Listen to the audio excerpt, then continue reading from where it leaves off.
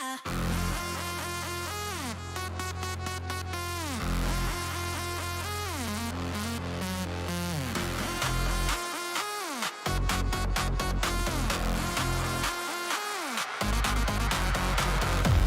the dial up, feel the heat rise.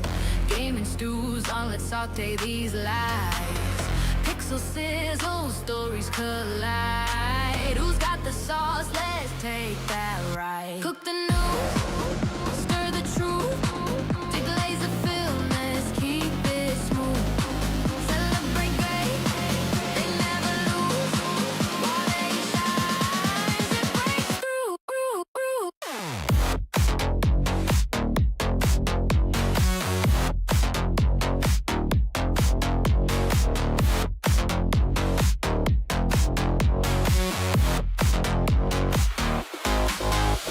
Controllers in hand, recipes tight. What's the drama, blend it right. In this kitchen, games ignite. Every bite a tasty bite. Ovens on, the drama's hot. Throw the rumors in the pot. Quality's the spice we've got. One more round, stir the pot. Cook the news, stir the truth. Deglaze the film, let's keep it smooth. Celebrate games, they never lose. Quality shines, it breaks through.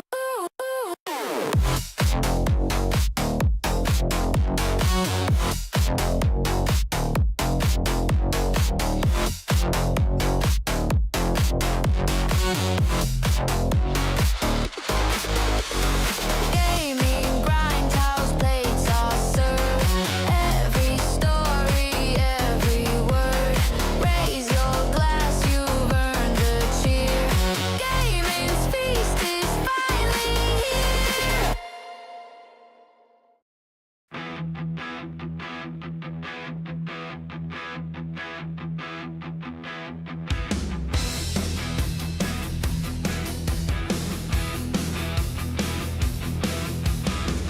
Flashing screens where the legends played, showing a shadow. Now it fades. Banjos laugh, it echoes hollow.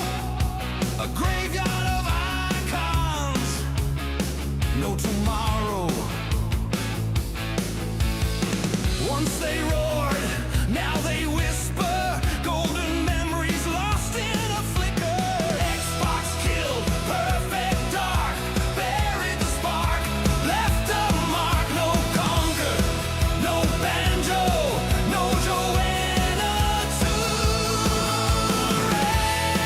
Just buzzing, making honey. It's true.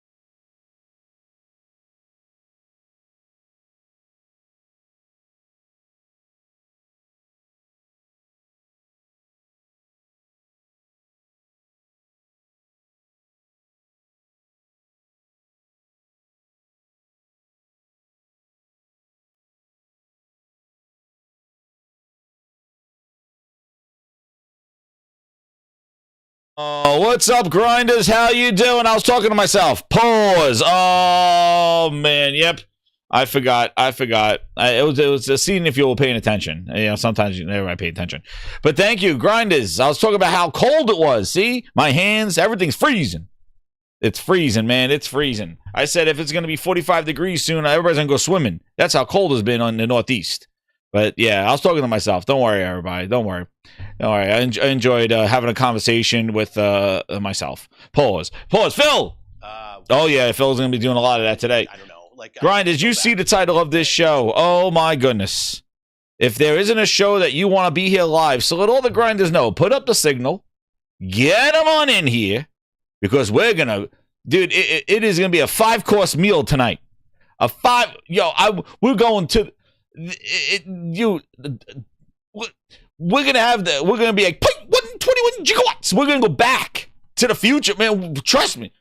I went back to watch latest that I had from the tubes of Phil Ness of circa 2000.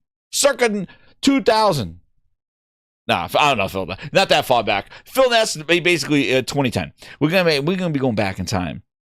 We're going back in time, Huey Lewis style. But shout out to everybody coming on in here after I'm talking to myself. But we're going to have a great show this evening. As you can see from the title of the show. Let me do the shout outs. The grinders were knocking on the door, banging and said, let me in. Fire's burning. I know I was a few minutes late, but I had to get my songs together and my sounds. And let's see. Whatever your name is, there it is. Get ready for the big surprise. As you can see, there is a new song on deck this evening. There is tonight's main course super chat goal is a new song called Trash Train to Nowhere. So grinders, there will be a Trash Train to Nowhere song released for the super chat goal this evening. Let me fix my VIPs. We are cooking the VIPs. They are partying up in the champagne room. If you have a VIP, tell them how good it is with the music that you're getting. And there's going to be a special. Listen, I saw some people love the 80s and stuff like that. I'm going to give you some special jams. I've been practicing my DJ grinds. Listen, there's going to be some fun. It's going to be like a club. So I'm going to try to make the VIPs and the ultimate grind is going to be a club grindhouse. That's what it's going to be. You bring your drinks and I'll take requests in the chat. We'll be DJ grinds. Mixing music. I got some sets together. Pause. I'm going to be doing some 80s and just we'll have some fun. Some that and then we'll have some basically gaming grindhouse behind the scenes. So if you're not a VIP member now, you want to, because it's going to be a truly champagne room. Pause. Or beer or margaritas or mojitos. I like the mojitos. But yes, it's going to be those. So it's going to be a true VIP experience. As much as I can do with the tubes. So just keep it locked here. All the new VIP grinders. Let me update here for the new one. I'll be gifting out some more. We hit our goal this evening. Everybody, I want everybody in the VIPs tonight. And if you're new, you haven't subscribed yet. That's it, man. Yo, man, Jack, that's what we're doing. That's what I'm doing, man. I did a music one. So if you got a VIP, check out. I did one with just music, like video game music. I have one set up now. I want to do 80s arcade, 80s, 90s arcade. So like the music you'll hear in the arcade, maybe some arcade songs from some of the games in the arcade. And I'm going to do a DJ mix of that. So that's coming to the VIPs. You're going to have an 80s, 90s arcade. So yeah, that's what I'm going to do. Inspired by Tron and Separate Ways. And it's going to be real music because that's what I do with the VIPs. We're going to do a real DJ. You can put it on and you could just chill and do what you want to do. And I'll be entertaining you as your own private grindhouse DJ. So there you go. Just to let you know, that is some of the new perks coming to the Ultimate and VIP grinders on that one. Woo, man, oh man. There you go, Ronda82. Nick, what's up, Jack? Who we got? Ahmed. We got Phil Bosch. Lucci, I got your DMs. Lucci always hit me in the DMs, man. He got me. I got some videos. Thank you, Lucci. I'm going to show those. What's up? Ryan in the house. He goes, bro, 10% of Microsoft revenue is ugly. Dude, it is going to be ugly. That's why I put AI on here. And you may say, gaming, why are we talking about AI? Listen, there's a reason why we're talking about AI. Because that is where Microsoft's big daddy is betting their aces. And probably one of the reasons why Xbox is face down, ass up in the ET hole. Because of this AI investment, this promise. Again, these promises, these look what I can do things, but they never amount to a hill of beans. It's just the motif of Microsoft. Talk a big game, get out of it when you realize that game never amounted to a hill of beans. What's up, DOA in the house? There he is. Efreen, we got Joe Retho, Michael Meridiano said, Ahmad, Zeke, Josh Ayers. There's no audio. Oh, man, I fixed that. Bender of Strings, how you doing? He goes, tell me the truth about Spencer. He got to enjoy adoration from Xbox fans for years.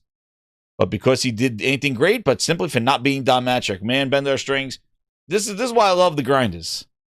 PC guys, Miami's in the house. Amen to that one. He goes, listen, you read my mind, because that's why I know you are the best chat and grinders of all, because you know exactly where it's been. This is not a surprise to you. This is more sit back and let's watch it burn, cooking. Unchained 1990, what's up? Phil Spencer definitely saved Xbox games by giving them the PlayStation. Oh, man, Phil. Unchained, he has nothing to say to you. He's stuttering. Return on Pinga Phil. There you go. The OA. There's we're global. The gaming grind has a global. The OA, we come from Brazil. We're global. We've gone global. Octagon Ocelot, what's up? How you doing, man? And Pedro Martinez in retirement. He's in the Grindhouse chat. He says he didn't save crap. There we go. Crap. Cosmic Hero, a true hero, a member of 16 months. He goes, AI bubble burst. Microsoft drop off because Xbox died and Gates was a creep man. Oh, damn, we're not going to Epstein tapes. Oh, man, pause. What a way to start the year, February, and it's still 27. And it's still till 27. It's crazy time for games. Listen, shout out to Cosmic Hero. You know, one of the things that's really interesting was, do you remember during the whole the Activision circus, do you remember Phil's like, yo, in 2027, if this doesn't turn around, like, we're about to wrap it up. Like, he put it as an idle threat, like, we're gonna wrap this thing up. Yo, it's scarily coming to 2027 this year, and the roadmap does not look too hot. You could say, like, oh yeah, they got some games, but they had games last year. The hole has been too deep. The hole has been dug too deep, and that's where we'll come to the big question of the show, and we're going to get to it. We're not going to spend too much time on that stuff because it is a Phil Ness powered show right now because of all the stuff that's been going on and coming off the horrible stock drops of Microsoft of last week and the dooms of just like what's going to happen to Xbox, because I don't know. I don't know. We are getting close. We're just only less than a year away. There you go. We're in February. But, you know, it really is something about where we're going to go from here. But let's first kick off the show with the whole, hey, look at this. Cosmic Hero already got me updating the VIPs. Cosmic Hero, shout out to you. Kiri got me, already put me to work. There we go. I love it. I love it. Thank you so much. I appreciate all of it. There, grind is. Super Hemi, Phil saved gaming. Oh, man, Liquid Data in the house. What's up, man? He says he wants some 80s music. I'll get you some 80s music, man. You hit that VIP room with champagnes. We're going to be cooking. Bob, what's up, man? How you doing? So what is D. John Wayne in the house? I'm a rich man, 800 gaming. What's up? How you doing? Salute to you, sir. Salute to you. So let's get up on here real quick about this AI bubble thing, because one of the things that popped up that was pretty wild, and it definitely should hit that share button too and hit the hype button. I don't know whatever that does, but it does something hype. I know I'm hyped up for this. But so this OpenAI basically got everybody by the cojones. Microsoft revealed last on their financials that about 49% of their income, their revenue, is coming from their investments in OpenAI. So if this bubble bursts, the pin is going to be OpenAI. And what's happening early on this year, if you haven't really paid attention to the AI news, oh my God, Taran, I saw that. They blocked Epstein from the Xbox chat. Oh man, oh they got him back in the day when he had that Xbox McDonald's headset. Oh man, say it ain't so. Xbox Live. Phil, Game over. It was game over. Oh man, 12 degrees of Xbox and Phil Ness. So the thing is that AI has been this thing everybody's been investing in, and a lot of money's been thrown around because of the hopes and prayers of making money on this. And we saw this with the Copilot stuff.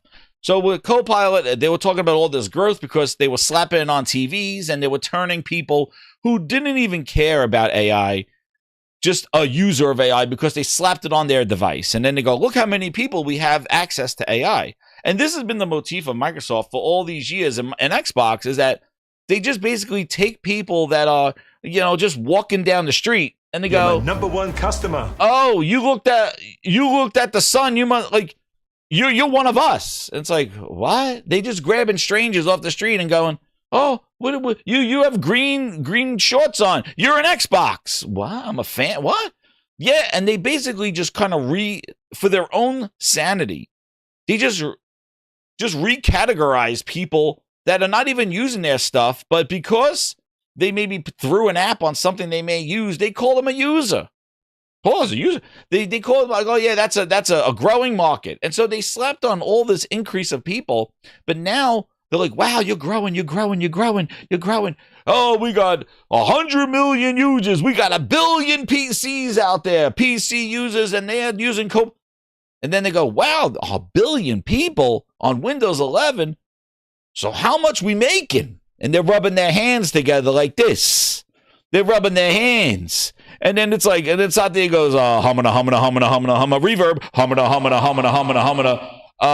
Well, Satya, how much are we making? And Satya is just like, less?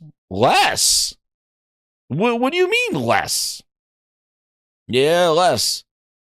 Like this is basically Satya is like, yo, we have 1 billion users. We got 1 billion users. And then this is them. How much we making? Yeah, we're not making too much. This is it. He's like, yeah, this is them at the table. They're like, yeah. Oh, don't think too much. But it's like that's what they're doing. They're like, well, where's our money? We invested into it. Where is it? They're like, where is it? They all said, gone fishing. This is I thought this was AI. This is not. This is real. This is a real photo of them at the three Stooges. But it's like, you're growing. Oh, shit. Michael Meridian with the 2. He goes, Bill Gates took for looking for antibiotics from Epstein. Oh, yo, wild shit going on, man. Wild. But yeah, like, the whole thing is that they want to know, like, oh, you've been telling us that you're growing, so where's the money? Show me the money. And the problem is there is no money. It's not growing the way they wanted it to. It's not getting to where you wanted it to. And so now, in the beginning of this year, there's a lot of doubt because the investors are not getting their money. You know, imagine saying, hey, grinders, you give me $100,000. I'm gonna invest it in this, and I'm gonna get this for you, and you're gonna get this, and you're gonna make all the money back, and all this other stuff. And you start just throwing money at me, money, and I'm like there, and then you see like, oh look, I got a new microphone. Look, I got a new things, and this. They're like, oh look, he's investing, he's buying, he's adding the stuff, he's doing it. All right, so then after me buying all the stuff, you go, okay, so when do we get our money? It's like, yeah, I kind of spent it on all the new shit that I was doing. Thank you. Your money will be coming later. So now that's what's happening right now in AI. It's like, wait, we just gave all this money. We saw you buying the servers, buying the RAM, and then everybody getting all excited. And now we're saying, okay, well, where's our return now? Where's our return on investment? Yeah. And one of the things I was researching was that OpenAI, the way they've been spending money, they could possibly go bankrupt by 2027. And there you go. All the money thrown at it. And one of the things that was going around on the internet was this interview by Nvidia, because Nvidia is like one of the biggest ones as well. And, this interview, and this kind of like clarifies it, because they were running around saying about this $1 million this $1 million investment, $1 billion investment. And everybody's running around going, oh, Nvidia's going to invest $1 billion, $100,000, $100 billion. And I think it's a million. Let me see what it was. But they're like, he's going to invest all this money. And then he said, whoa. And then all the stocks, they're like, no, that's not what I said. And this is his interview. Listen. Quickly about OpenAI. You're my number one customer. Yesterday you said that the Nvidia is not going to invest as much as 100 billion in OpenAI. No, we never said we were going to invest $100 billion in one round. That never was said. But how about the overall commitment? Because last September you and OpenAI there was never a commitment. It was if they invited us to, so let's start over again. 100 billion. Thank you. It's 100 billion. So there you go. Let's start over. They invited us to invest up to $100 billion. And of course, we were very happy and honored that they invited us. But we will invest one step at a time. All right, but is that overall commitment still stands?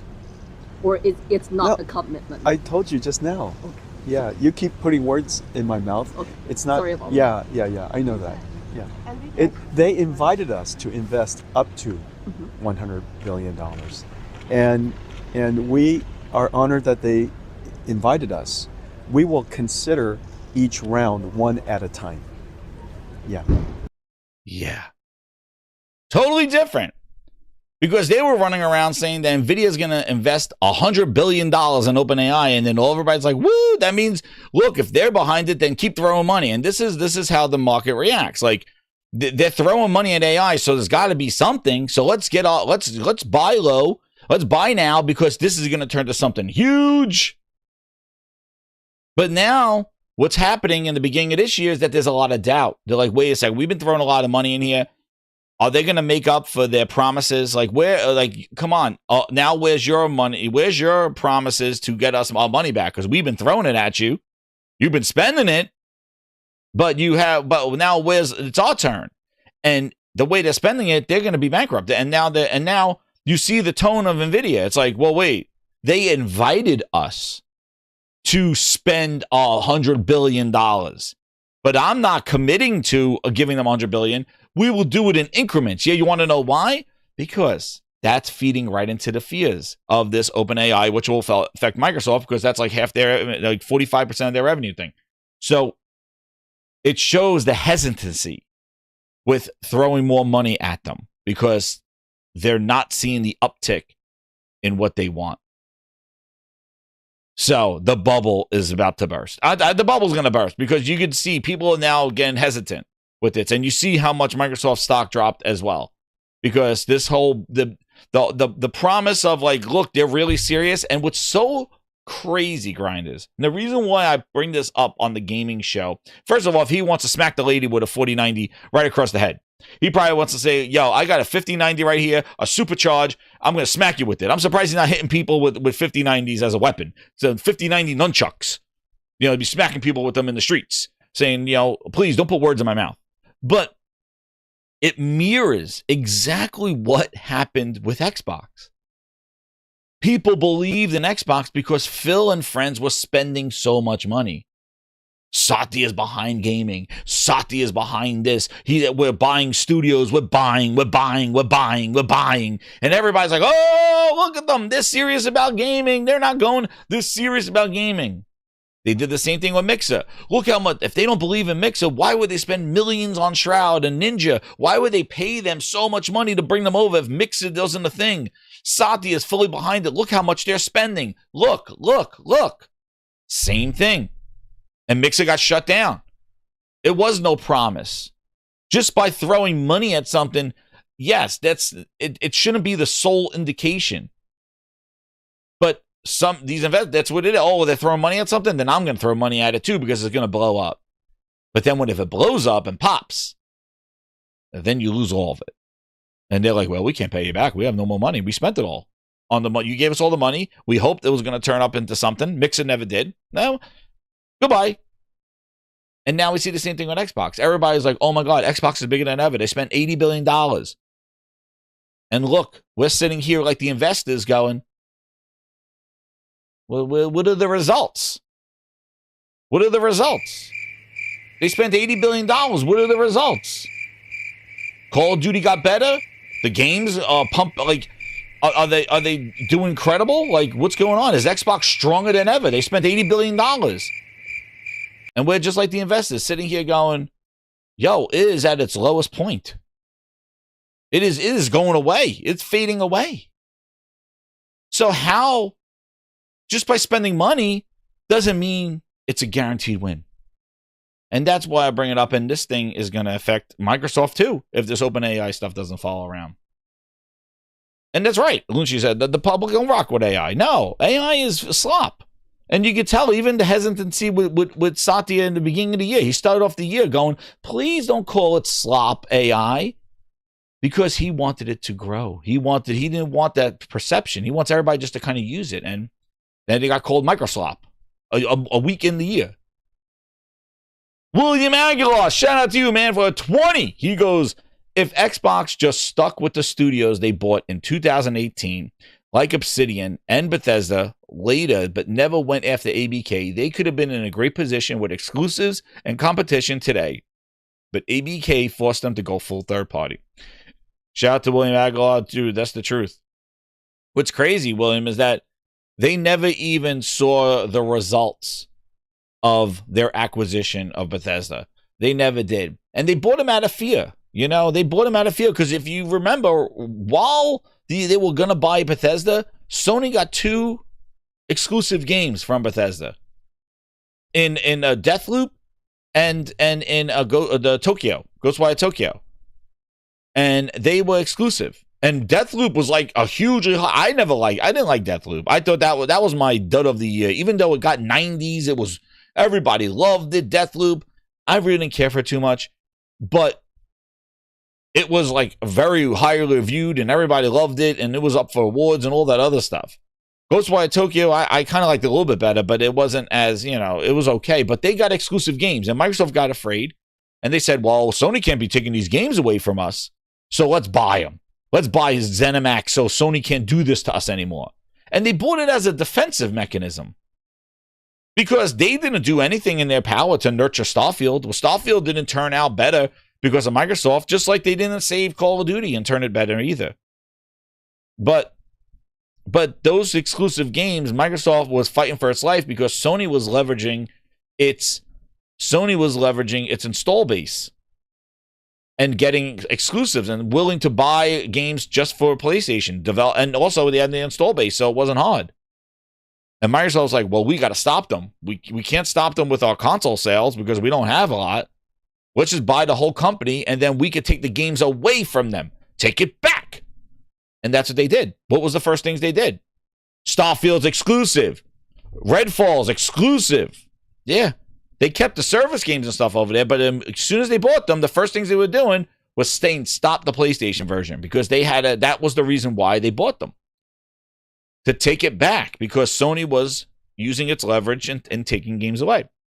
So they decided to buy the whole company and stop it. But then the ABK thing showed up and Phil got enamored by Call of Duty. But you're right. They never saw the results of Bethesda. They should have kept what they had, restructured, making sure that the quality of the game, so a Redfall would never come out like that, even after being delayed from a summer to a spring. It was delayed, just like Starfield. If you remember, 2022 was supposed to be Redfall and Starfield. They got delayed and nothing came out. They got Pentiment came out instead. They had a huge black hole in 2022 after the black hole of 2020. You can't do that in a new generation. After buying all those studios, they still have black holes of 2 years. I have from 2020 to 2026. They had 2 years with nothing. Absolutely nada. 2020 and 2022. Craziness. You can't do that. After spending all that money, you still had that kind of years. And buying all those studios in 2018, they still had nothing. No games. Launched a console with no games. Halo was supposed to be there. Oh, I got the tapes. We're going to listen to that one. But shout out to Way I Go. Thank you so much. I really appreciate it, 20, man. But yeah, we've seen it before. We've seen it before. Just throwing money at something does not mean that it's a success.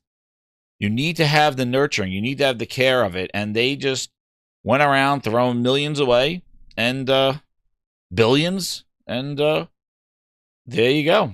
And look at the results. You would think people that spent that much money would be stronger than ever, more powerful than ever. You look at the size of the Microsoft compared to the size of Sony, you got to be like, oh my God, Microsoft got to be dominating. Nah. Look at the size of Nintendo. No. They're not. And Xbox, of the falling company, of the failings of choices of Satya now, there may be rumors that Satya, listen to somebody, like Satya may resign this year. Then if somebody comes in like Amy in the Hood, like Xbox is done. But it is really crazy that I could, you know what? I could see Satya leaving. Did I spell Nvidia wrong? I did spell Nvidia wrong. Jesus. I think I spelled Nvidia wrong. Did I spell Nvidia wrong? Let me see my card. Where's my card? It's IA, not EA. Oh, man, EA in the house. Somebody going to tell me that. Right? Yeah, it's IA. Staring at me in the face. So, yo, Octon, where is the Switch version of Call of Duty? Where is the Switch version of Call of Duty? But I could see Satya resigning before the bubble bursts. Like, seeing the writing on the wall going, this AI thing's going to blow up. Let me cash out now when the stock's high, because I don't think he's going to stay through it. Like, if we look halfway through this year and we start seeing like OpenAI probably not meeting those and people panicking now, and we start seeing it later on this year, dude, like, I wouldn't be surprised. Early next year, Satya starts handing off the torch to get out of there. And I wouldn't be surprised. But they were saying like he's been there for so long, but like I don't think he would not stay through it. If I would get the hell out of there before this whole thing bursts. And I think there's writing on the wall. Like it's listen, as users of AI and stuff like that, there's, again, just like we bring this right back to Xbox. You look at this, the forceful nature of AI now, we're in panic mode. That's why at CES there was AI and everything. Because they're like, shove it in, use it. We got to use it. We got to use it because we're spending so much money. And if we're not using it, then they're going to take their money back, or they're going to have pitchforks and fire and flares thrown at us. We got to use it. And the thing is that people don't want to pay for it. Like Gemini tries to hit me up with this friggin' like my Google, my Gmail and stuff. They're like, $20 a month for Gemini access on all your apps. I'm like, I don't want that. I don't want you reading my apps and writing my emails for me. No, thanks. No, thanks. And what, pay $25 a month for 2 terabytes and for Google AI to like take over my Gmail? No. That's okay. Just give me my 2 terabytes. I'm good. I don't need Gemini this. I use AI as a glorious search engine and to make funny things. That's it. AI slop. That's what it is. And voice chat, like, hey, like, ask me, can I connect this thing? And you know what? I find it very useful as a very, very specific search engine. That's what I use AI for. I'm not calculating that. I'm not paying for it. But that's what I use it for. Can I hook this thing up to this? What do I need? You know what? Actually, on Amazon's, it's really cool too. Like they got Amazon's Butler, whatever the hell that guy is. But like if you I have a case, like I want a case to fit something in, I could say, hey, does this case fit this item? And they'll go, oh, we saw you bought this item. The dimensions of that item are this. This case is this. It should be a fit. And I'm like, oh, now that's some use of AI right there. That's what I like. Free. But it's great because it saw what I bought, and then I'm like, I want a case. Instead of buying the case and then it not fitting, like a case for something, I'm like, oh, it checks the dimension. It gets the dimensions, and then it'll get the dimensions of the case, and it'll say, yeah, this fits. We saw that you bought that item. That item has this dimensions and the case. I'm like, oh, that's great. That's how you use AI. That's how I use it. But Satya, you can make money on that one, and that's Amazon's. Pause. You're my #1 customer. But see, that's the main thing, though, is that Google and Amazon are already inherently search engines and sales places. So people will use AI to buy products, use AI for search. Microsoft Copilot ain't that. They renamed their Office Copilot. It's like, dude, how is Word AI? It makes no sense. Is it just right for me? It makes no sense. Like the forceful nature of it makes no sense because people don't use their PCs like that. They don't talk to their screen, their PC. They yell into their phone. They talk to their Alexa. But nobody's yelling at their PC or hitting, like when you could just go to Google search and search for something. You're not going to go sit at your computer going, "Hi, Copilot, show me what's new today." Well, that is wonderful. Great that you're here, Grinds. Let me tell you. And I'm like, shut up. Just tell me, what's the weather? Like, nobody's talking to their computers. Or hitting the Copilot button. Go, Copilots. Do the people don't, and also the only way is people using it at work. So they don't have, so they speed up stuff. Like, yo, Copilot, look at this Excel chart and tell me what I need to do at the meeting. That people use it for that. But that's enterprise. That's not personal use. And that's where the money, they want the money from that stuff. Now, that's not good because I have Tesla stock. That's not good news. William Aguilar, shout out to you. He goes, oh, wait, did he send one before? I just want to make sure I got one. Oh, yeah, he got him here. William Aguilar with the 10. He goes, crazy take. Xbox might be sold off. Elon Musk likes to name everything X, SpaceX, merge with X-Tie Twitter, which I hate Twitter being called X. I think it's so silly. Twitter today. Merged with X-Tie Twitter today. Tesla cars can play games. Maybe Elon Musk could give Sony competition. Oh, man.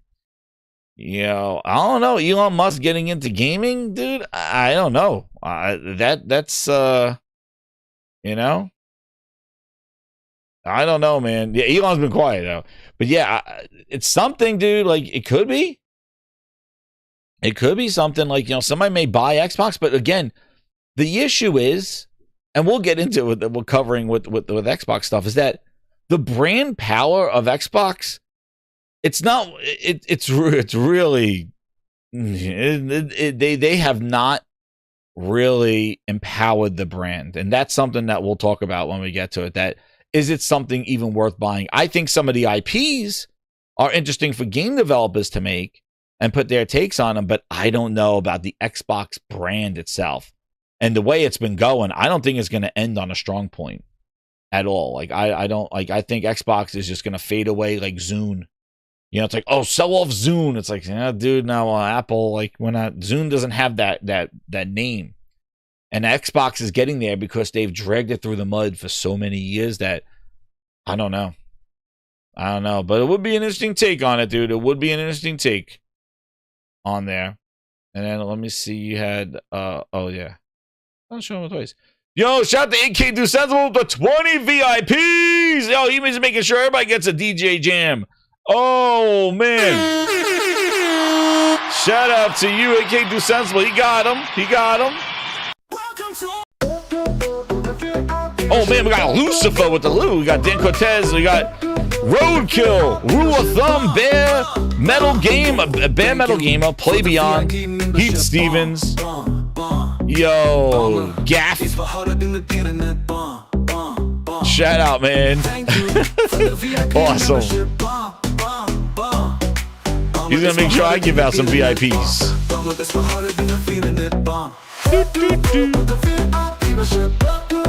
Yo, we're cooking.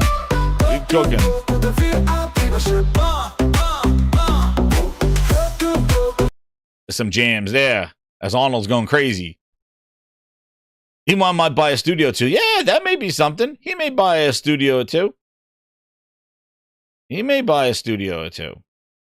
But I think, I think they divulge it. Like, they start selling off IPs. I think what they're hoping is that developers come knocking on their door to do some IPs. But one of the interesting things, speaking about games, well, why not? We're talking about Elon and buying games and stuff. But one of the things that Grind is, that in case you missed it, was a Game and Grind stream over the weekend where we played I think it's pronounced Cairn, right? Cairn, the mountain climbing game. Which, by the way, I forgot that this game is not it's not an Xbox game. Pause, Phil. I didn't even know that this was an Xbox skip game for some reason. Yeah. And it's getting crazy reviews. Simple as that. I can show you a highlight right here. Watch this one, Grinders. I'm climbing the mountain. We're gonna work smarter, not harder. Actually, it's Whoa, really whoa, good. I'm I like slipping. in this game. This is a great game Oh, is just that to moss chill on this thing? Whoa, whoa! I'm very and slipping. play. It is a chill game, man. And then she's trembling, and look, Get you your foot gotta. up. Now watch when I get a phone call here. You can do it. So her legs tremble. Oh, It's snap. Cairn. Good Cairn. That's feet. what it is. Not Karen. Right. It's Cairn. Grab onto Okay. something. I'm trembling. See, it's a flat I was wall, gonna but go man, across. it is like you control each of the limbs. You go through each of the limbs, and you have to look at every crevice. And I think with the art style that they got, it really is cool Oh, snap. because you could Oh, see right the there, contrast of where you grab on the mountain. Right It there. rains. Oh, maybe It's I'll go this harder way. to get grip. And you'll see if you don't have a solid grip, a millimeter, twisting. do like a Like small hand. little thing. Like you can see that? Oh, Her hand is boom. flat. That's There not we a go. good grip. You got to get it in the cracks. Pause. In the cracks. Don't reach too far. Fall up the friggin' mountain. And you got to then put in your Got it. your pikes. Get up there. Get your pikes in there. So this is not. There we go. Here. This is one of the highlights right There. here. But yeah, it's on sale for $22. It's originally $30, I think. And you got the bot that follows you around. He collects your picks when you're going around your pikes. Ooh, Where's the I didn't person that reach. gave me a call as I was climbing up this mountain? And dude, like HDR. you got to you tape up your thumbs. So it is a cross survival game too. Like tape your you finger. could sleep at nighttime. You got to deal with your hunger. Oh, there we go. With What is this? The bush? I don't want no hear bush. myself. I don't hear myself when I'm talking to you. But you got to deal with hunger. You got to deal. There's wind. You got to deal with your energy in the sense of like getting taped up. There's saves, and they're pretty liberal with the saves. Like if you climb like a certain part of the mountain, like you get up to a platform, there's pretty much a save there. But then you got to go at nighttime because you can't just sleep. Because if you sleep, then your hunger goes down, and then you get hungry, and then you got to feed yourself, and there's not a lot of food. And you could get, you could eat rotten stuff and then not get sick, but you basically lose some health while you gain some food. So it's like that kind of element there. But you find people's camps, you find people that died on the mountain. So you got to sometimes climb at nighttime. And then you could rappel down, and there's a whole story to it too. Like as you're going around, you hear a little, they wish you a happy birthday, your friends. You just want to climb this mountain, like all the way to the top of this mountain. And it had a really good cinematic, pretty much intro. Here it is. What's the part that I do? You could see. So this is your inventory here.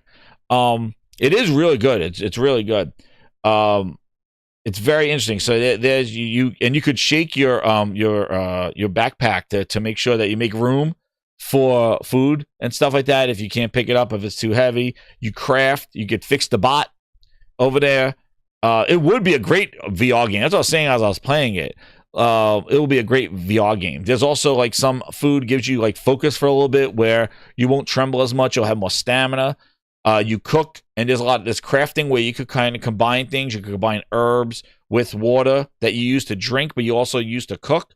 So you could do that, and everything is climbable. It is like a free anywhere you can go. So like you could just try to grab anything. You could run and jump and grab. And if you see like a flat surface, like you could do an extra reach to like, push up. If you can't reach it initially, you could push up further on the stick, and she'll do like a last minute reach for it. I haven't died yet. Thank goodness. I don't know. And the legs sometimes do some wonky things too, but, you got to kind of put your pikes in there. So like if you fall, you just swing and you don't die. But I did some falling. I'll show you what happens when you fall. See, so like you just have to get up there. That mountain, this is a little mountain, and I saw that there was a little cave over there. So you just got to get up there. But I'll show you what happened. Where's the part where this part? That's what happens when you fall. I didn't fall far. Call. Woo! I got very angry. Get up there. Guys calling me. Bro, you feel like, oh shit! Oh! Oh! Dude, it's because I'm taking a fucking call when I'm climbing the mountain. Who talking to me? Oh man, I whooped that ass. Oh, I got my ass whooped. Yo, where's the slot?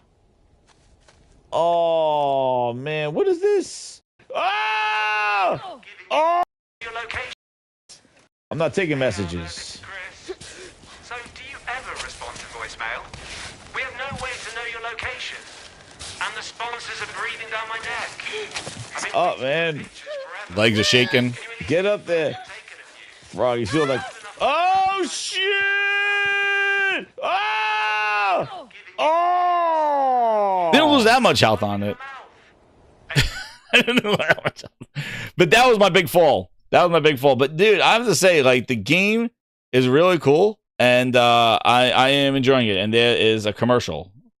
Booze commercials! That wasn't the game. That's the game.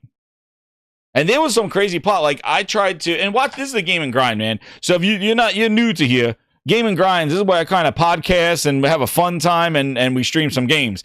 But this was on Friday night. And, yeah, this was some fun. Friday, Saturday when I did it.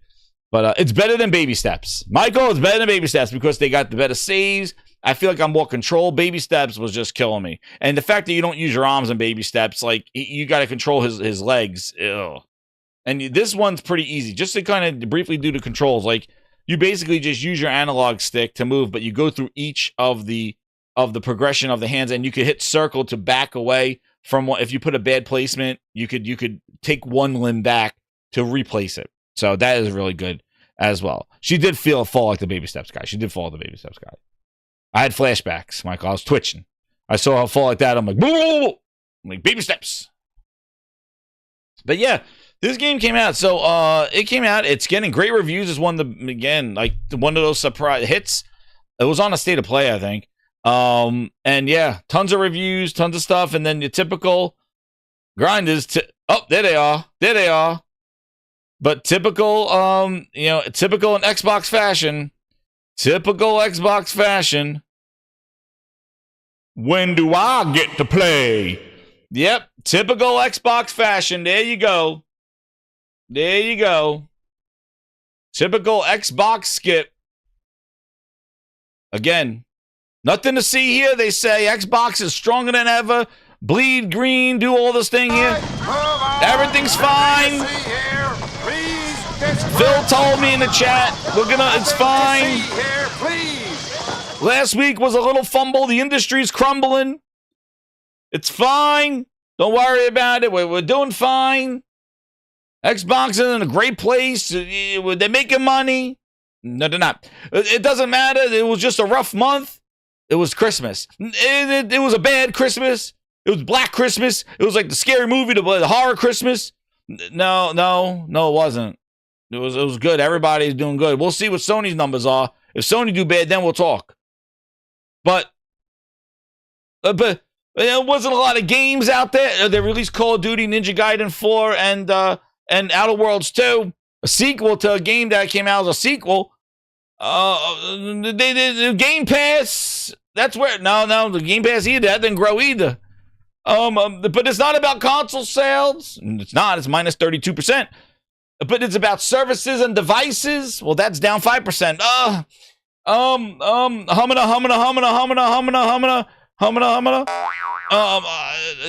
don't know. I don't know how you continue to think that it's fine.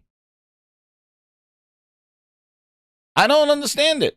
And look at all the accolades this game's getting. But for some reason, have you considered the Xbox? Well, why don't you ask Phil if he considers the Xbox? Typical Xbox. We're skipping it. They got Game Pass. Don't you want to sell your game more? Dude, don't you think like these developers know something that you don't? Like, don't you think that these devs are sitting here going like, it was Krampus Christmas. That's right, Jay Shell. It was a Krampus Christmas. Like you sit there as an Xbox fan. Is that a deal? No, I keep losing at deals, and I don't want to listen to the demands anymore. I am leaving, and you can't stop me. I'm packing my bags. Like, I don't understand it. Like, take a hint.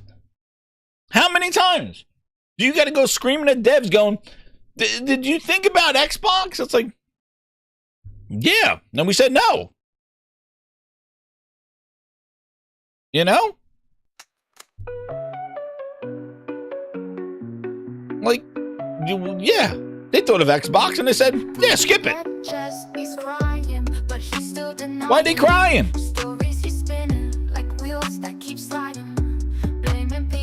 Let's see what the devs had to say.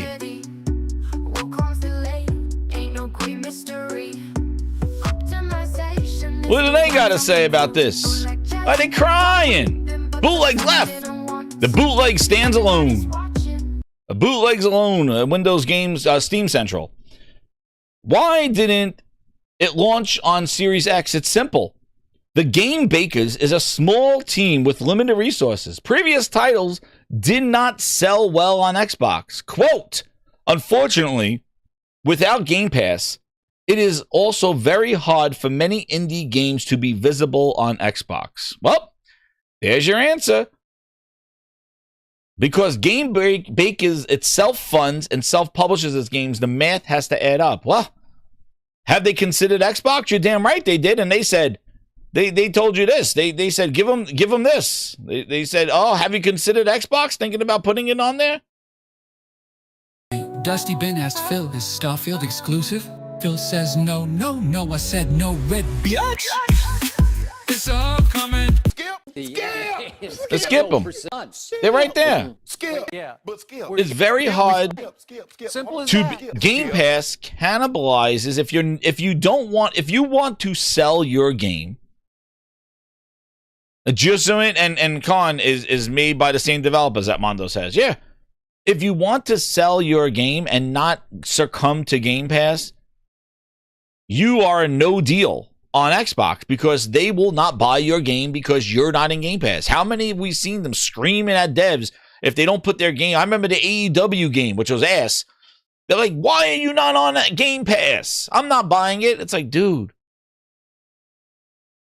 Huh? If you're not on Game Pass, they don't want to be on Game Pass. They want to sell their game and look at the reviews that it's getting. The accolades. Dude, yeah, sell it. I'm sure Expedition is scratching their head. Here they go. Look at this. Haven units, platforms with Game Pass. How Haven sold across various platforms. Look at this. Here's Steam. Here's Xbox. With Game Pass. And here's them not including Game Pass. There you go. Here they are again.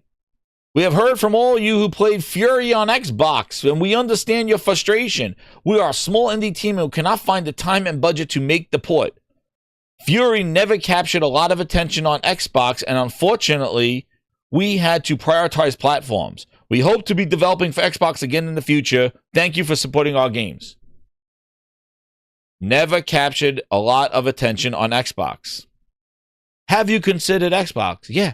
Multiple times, and it's a no-go. Here's another one. This was the Reach. The Reach is a summit never climbed before. Survival car from the creators of Fury and Haven. Climb anywhere, plan your route. These games did not do anything on Xbox, so they didn't put them on Xbox. Reach is this is the game. Game Pass cannibalized. Game Pass created things that they never knew were coming to them. It cannibalized any kind of sales, not just of their games, but of all games. It made it a gatekeep out indies, because if you were an indie and didn't want to do Game Pass and actually just wanted to sell and make your money back, which you question going, well, wait, Game Pass is great for developers. It's great. If it is, then why aren't they knocking on the door? Why do devs not want to take the Game Pass deal? Because I am sure Microsoft wants to make money, and they will probably say, hey, you want to know what? We have this install base. We're going to give you this much. And then you see your games getting great reviews. People are buying it. All the sales. And then you're like, yo, I took that Microsoft money, and guess what? Now I got to wait for their little payout of what they think I get. They have no control over it. Just look at the devs that complained about that other game that, oh man, what was it? The one, not the Borderlands. What was the one that they put in Game Pass and the devs? People Can Fly. Square Enix never paid them. Because guess what? When they took that Microsoft money deal, the whole like unit sales got all muddy. They didn't even know how well they did, how much they owed, how much they were getting back to calculate their budgets and for their future games. They had no clue because it was a publisher deal with Microsoft for Game Pass for the Outriders. Thank you, Ron M. I knew somebody was going to remember it. My head, it's frozen. So it's not a great deal. But they had so many situations of where what Game Pass is, the deals, the clarity of like how to make it, that it does work for some people, but it doesn't work for all. And what it's a shame is that you would think people will be lining up to throw their games and Xbox will get more games than ever because of Game Pass. And actually, it served as a gatekeep, a wall. And the install base didn't help either. So when you're asking, have they considered them? Dude, there's your facts right there. So let's go back to this. Are you considering an Xbox console version? Dude, just playing on PC, the Xbox that they want you to play on. Because I'm sure if they want an Xbox version, they want to make it play anywhere so that they buy it once and sell it twice. Buy once, play anywhere. You think they want to do that? Not only do I got to take that sucker Game Pass deal, but then I got to give out the game on 2 platforms. Yep. Play anywhere, please. Dude, it is not a publisher friend. Like, who? I wouldn't do it. If I was making a game and I was a small thing, I would make it on Steam and PlayStation. Simple as and Switch. That's it. You go to Xbox, you got to deal with all the bullshit. The Phil Ness. Oh, you got to put it in Game Pass? No, I don't want to. And then if you put it there, you got to make it play anywhere. That means that we give a copy out on PC also when they buy it once. Well, wait a second. So, wait, I got to develop it. And also, wait, can I just do it from Steam? No, you got to build the Windows Store version of the game. Wait a second. I got to build a Windows Store version, an Xbox version, and then give them away for free? Yeah, and we'll give you some money in the end. And if they play it on PC and Xbox, I get double pay? No, it's a Play Anywhere title. So they only pay for it once.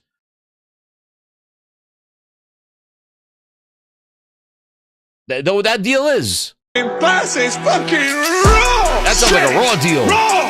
Raw chicken! It's raw. That's a raw deal. They look raw! Raw, Carol!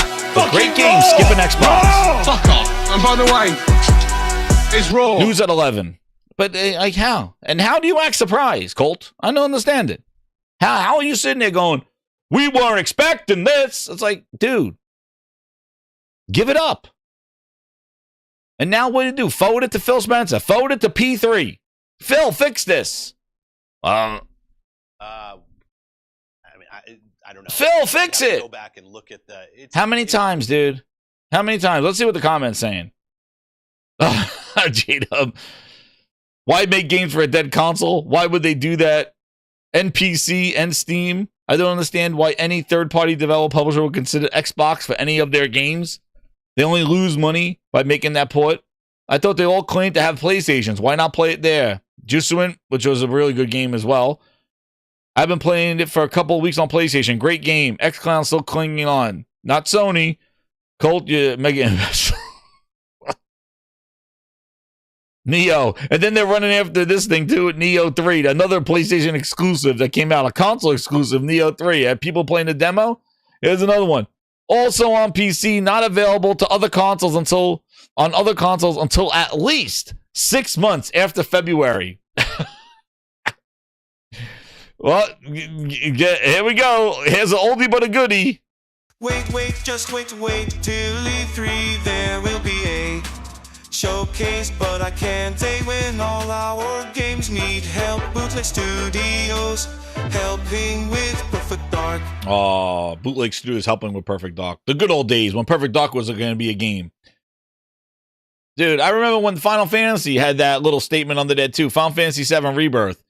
Oh, it's only a year exclusive. 6 years later. Oh, man. Give me your subs, give me your money worth for games. It's all on Game Pass. Realness is real. We need to compete. Trust me, it's all on Game Pass. Let me sign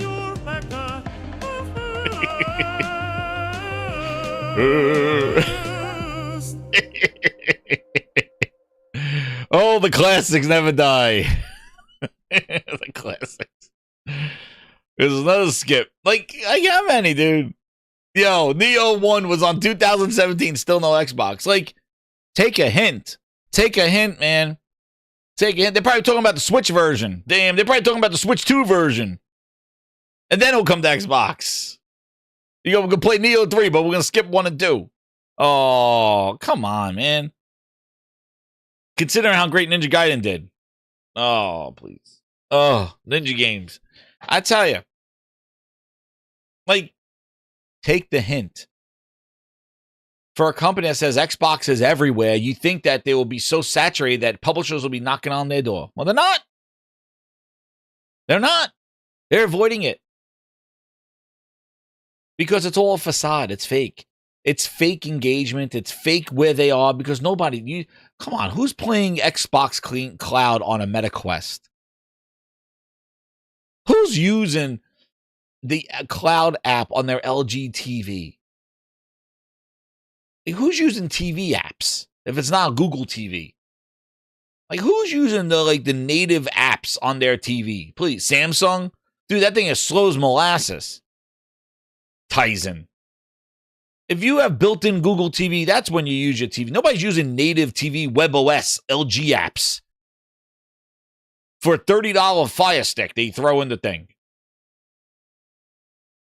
Unless you have no inclination of using Fire Stick, like nobody's using TV apps, and then nobody's Bluetoothing their controller to their TV, and nobody's streaming from a wireless TV. You know the wireless chip they got in TVs. You think they're Wi-Fi 7, Wi-Fi 6, ideal for streaming?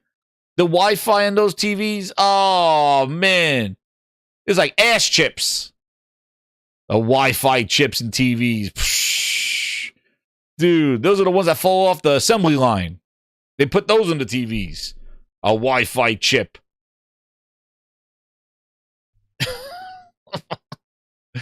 Yeah, that's your gaming experience. Now, I can't wait for you to play my $70 game over the power of Wi-Fi TVs, the TV Wi-Fi, and Bluetooth controllers. Yes. The power of $70 and pay me $15 a month for that experience. For one account, for one person. Wait a second. You don't mean my family can play? Hell no. You sign up to that Xbox Cloud app, that's for one person. But I got 3 kids. Well, they get to watch you play, or they get to use your account. Exactly. It makes no sense. You mean I can't play with my family? Not one can have a profile? No. At Xbox Live, it's your account. There's no family plan.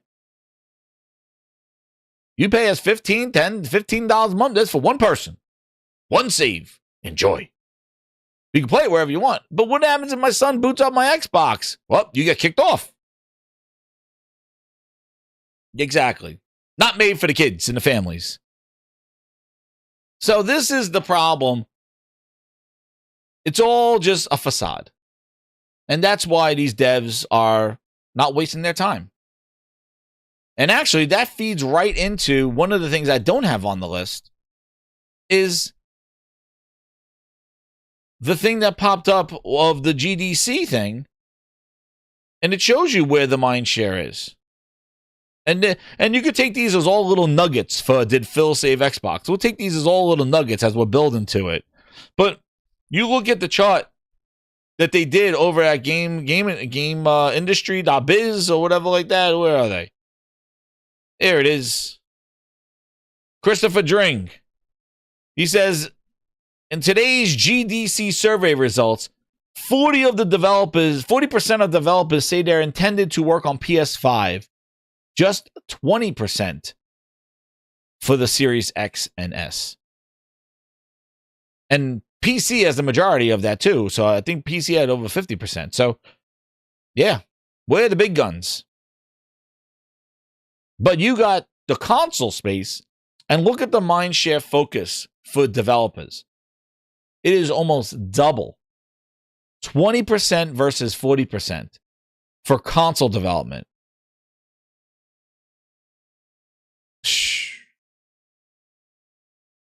Why you get Xbox Skip? And it has to do with install base. Oh, yeah, 30 a month, Ultimate. No, but I think there's a cloud. Neil, there is a cloud one. But yeah, PCs win, play PC development.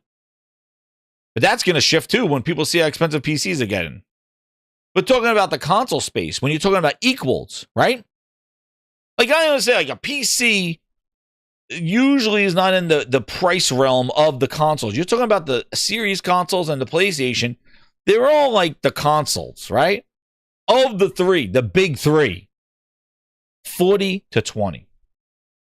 And Nintendo's nestled right in the middle there. Of the console family. Like, and yeah, the ROG, where's the chart? I'll show you the chart. Where's his chart? Did he have it on here? Where the hell's the chart? I thought he had it. Did he post a chart? Oh, here it is. Is that the chart? Oh, yeah. Wait a second. What is that? What is that one? Where's that other chart? Was this the top of it? Was this the 40%? No, this says which platform have been used for your most recent games? A PC. Wait, where's this from? Who's this person? Oh, here it is. Which platforms interest you as a developer right now? So there you go. PC 80%, PS5, PS5 Pro, Steam Deck. Look at this. Look at the 40, 40, 40. Switch is 40 as well. I guess that it's not out of 100. Whatever. But Xbox 20%. Look at the mind share. And my thing is they say PC, PC. Well, guess what? Xbox is not considered PC because Xbox is a separate storefront. Nobody's making games just for the Windows Store. All right? They probably would avoid the Windows Store. That's Steam powering that PC. That's where they want to develop for. So Xbox is not PC. Now they got to add a new row, Xbox PC, because that's a different thing, because that's a different storefront. Because Microsoft thinks they could take on Steam with their Windows Store. Dude, it's been since Windows 10. Have they taken on Steam with that trash? No, they haven't. So Windows Store is dead. They tried using UWP, dead. It doesn't work. So that PC is not for Xbox. That Xbox Series X and X. And listen, know what's the scariest thing? That is just about 5 years into the console life cycle. This is when we're supposed to be cooking. This is like the peak of this generation. It's like, we're halfway, we're like 5 years in, going on 6 years.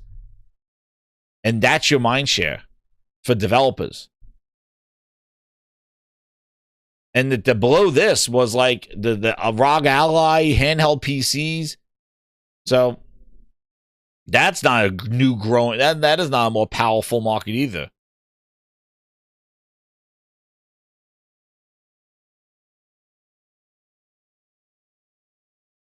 More developers are working for games for the PS5 than the Series X, 40%. PlayStation also beats Xbox in developer interest with 40%. So look at that. There are more games being developed. So 47%. So when you think they should be equal, they should be 40-40. You make a game for PlayStation, you make a game for Xbox, right? Well, not necessarily, because developers, 47% are making PlayStation 5 games and only 40% are making Xbox games. So there's a 7% difference. So there's 7% more games. I don't know what the hell that turns out to, but there are more games that are just going to be going to PlayStation and skipping Xbox from GDC. So more of the con that we just saw, more of those kind of games. They should be kind of on equal footing. The differentiation should be first party that's coming out more games or so. Third party and indie should be the same, right? You're going to GDC, that should be platform agnostic, neutral. It's not. Almost 10% more games being worked on for the PS5 than the Xbox. And then your interest is 40-20. That is a huge shift. This is the game developers. This is not FanFest. This is not E3. They're not surveying the diehard PlayStation fans waiting outside to play some God of War. They're not interviewing FanFest. Getting people, excuse, sir, please pause at that tattoo. Stop with that Xbox tattoo. Let me ask you, are you interested in making a game for Xbox? Dude, they're not asking people that are getting tramp stamped. This is platform agnostic. These are the developers. This is the neutral party. These are the people that want to make money on more platforms. This is the neutralist you're gonna get. This is a neutral, non-biased party. These are the devs that value making money. This is not FanFest. This is not, they didn't survey fans at E3. This is GDC, capital D, Falls, Phil. Big D. Like, I'd have to go back and look the at game developers. The buried treasure is developers. stones of juicy glazed black. These are the people that Phil Spencer sits there and says, we appeal to all devs with our services, and this is it right here. The fourth most used platform on the market is the ROG Ally, Phil. the next Xbox hardware. Our Xbox Ally. Xbox handheld is the biggest. No, it's the Steam Deck. The fourth most used platform on the market with 28% of developers making and optimizing games is the Steam Deck. Not the PC handhelds, the ROGs, the Legions, the Asus, the MSIs. No, the Steam Deck. Hence why Lenovo can't wait to get to that Steam OS as fast as possible. 40% of developers are interested in making games for the Steam Deck and put it on par with the Switch too. Dude, the Steam Deck is cooking and Steam OS is fire. Yo, I'm telling you, right, if you want a handheld, go get a Steam Deck or go get a Legion Go S. Dude, the Legion Go S, I've been playing my ass off on that thing. That OS is smooth. I never thought that Steam OS, it's amazing how the difference of using the MSI Claw with that trash-ass Windows and then the Xbox experience that was nothing but a shit show that made me want to just remove everything and chased me to Steam. That's how good the Xbox experience was. The Xbox experience was so good that I said, take it away, and sold that shit and got a Steam OS. And I am not looking back, dude. That's by my side. I hold that thing all the time, that Legion Go S. I just turned on, dude, it's been on hibernate for a week. I booted up, boop, right in the game. It's like, yup, you left, sir. You're back right in the middle of a jump. I'm like, doink, in the middle of a jump. The Steam Deck just froze it. The Steam OS just freezes it right there. I hit quick resume from a week later. Shit, finishes jump.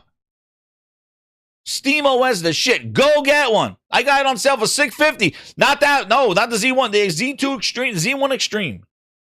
Craziness. Xbox, my Windows is horrible. No, and then you think with all that talk and the full screen experience, these devs will be they'll be pulling some Colt Eastwood goo goo gaga over the Windows OS, right? Oh, that Xbox full screen experience! I can't wait to optimize my game for it. They showed up with a Colt Eastwood face On their little goo goo gaga. They're like this. On their little goo goo gaga. Anybody, yo, where's the question? Are you making games for the full screen Xbox experience? You know, the thing they teased for the entire year, the full screen experience that they put on everything. Devs, can you not wait to put on the full screen Xbox experience to save 2 megabytes or gigabytes of memory? Because they said we're not going to start up the Windows taskbar. Devs, are you excited? Are you excited? We had him. Xbox standoff says, thou shalt not. This man talked about it for over a year.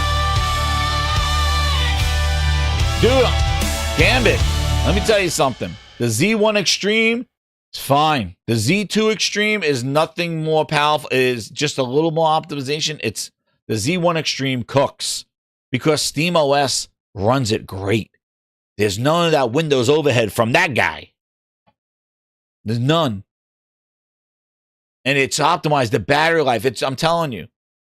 But what about him talking about, you'll see more of us in the Xbox full screen experience coming out to everybody. Whoa, whoa, whoa. Uh-huh. Yeah.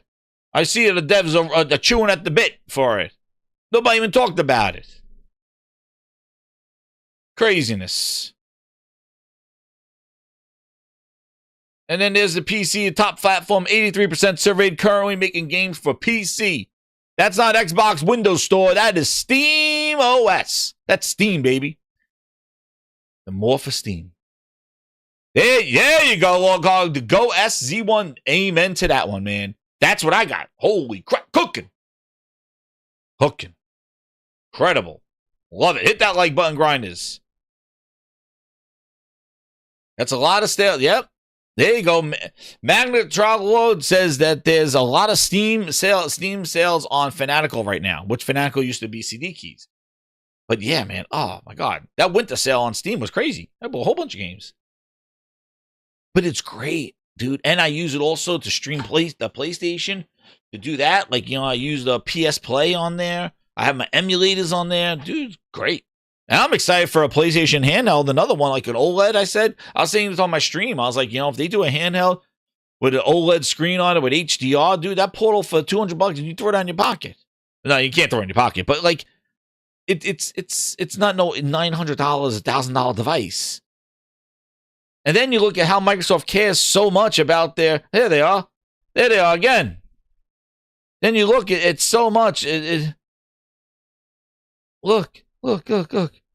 You think about the care about it, right? They care about so much.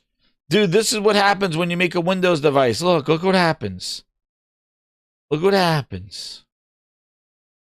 Where is it? Head over here. Here you go. This is what happens. The Windows security blocks Armory Crate. There you go. Wonderful. On your own Xbox. Windows AI strikes again, and not in a good way. Windows 11 Smart App Control is blocking Armory Crate on the Xbox Ally and ROG Ally X. Basically, the smart security thinks your console essential app is a threat. There you go. It thinks that the Armory Crate, which is built into the Asus ROG Ally, is a harmful app. Dude. This is Windows. This is Microsoft. This is your next console. Because look, see this window? Does this happen to your PlayStation? Does this happen on your Switch? Your ROG Ally app that's power control, that controls the thermals, to say if you want to put in performance mode or safe mode. Anything? No. Oops. Armory Crate blocked. Then you see the last bootleg standing. Where's the last bootleg standing? Where's the last bootleg standing? He has to get his out there. And there you go. There's the last bootleg standing. What does he have to say? In our last opinion piece, Bootleg argues that the next Xbox is shaping up to be more PC than ever, and it could be a major win and a major risk. I will go with major risk for $1,000, Todd. That's what I would do. It's more of a risk. It's not going to be no win. Because there's already something that can do it. It's called a PC. Why does Windows and Microsoft and Xbox need to do anything about it? PC is doing fine without them. 80% of devs are making games for Steam. Sounds like PC's doing fine. We don't need Xbox to do PC. You know what I mean? Like, who needs Xbox to do PC? That's a win? No, it's not. A win for who? A win for who? A win for the diehard Xbox fans that say that Xbox is still around, like the ghost of Xbox, the ghost of you. Like, it's good for them to say, like, oh, Xbox is spiritually exists here in the PC, so I feel comfortable now when I go home. And I could play on PC now because Xbox's ghost lives here. Like, really? That's the win? PC's doing fine without Xbox. They don't need them. Nobody needs that Windows store. Microsoft didn't want the store. More power and flexibility. Why is this some new device? I just showed you how their security blocks the Armory Crate app. That's flexibility? That's the kind of errors you want in this next Xbox? Right, there's only one button that I got to press over here. There's only one button that I need to press for this kind of fiasco. And we haven't heard it in a while, grinders. But there's only one button that needs to be pressed here. And I want everybody to hit that like button when I press this button. Because there's only one thing that needs to be said here. And hit it. Juicy, juicy, juicy, glah, glah, glah, glaze. Bootleg stands alone. Blackberries on top of Janky Jones. Pancake, shake my head. We haven't heard this in a while, grinders. They are bootleggers. Go, go, go, go, go, go, glazed.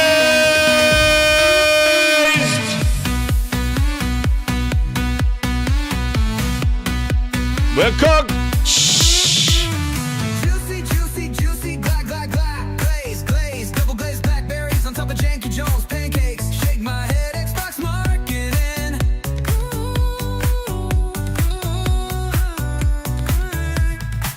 Can juicy, juicy, juicy, juicy, juicy, glah, glah, glah, glaze, glaze, double glazed blackberries on top of Janky Jones pancakes. Shake my head, Xbox marketing.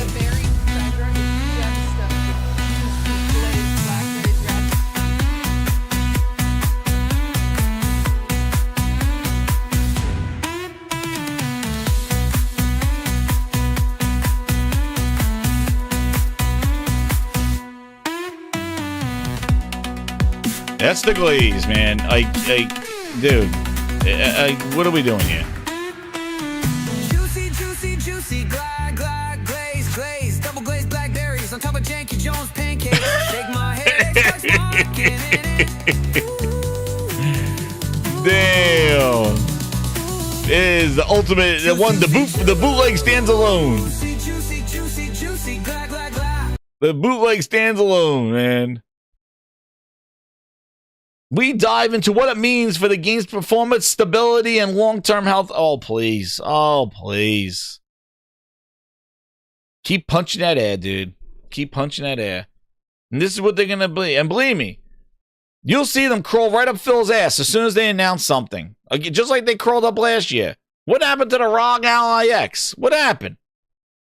I saw a pile of them returned.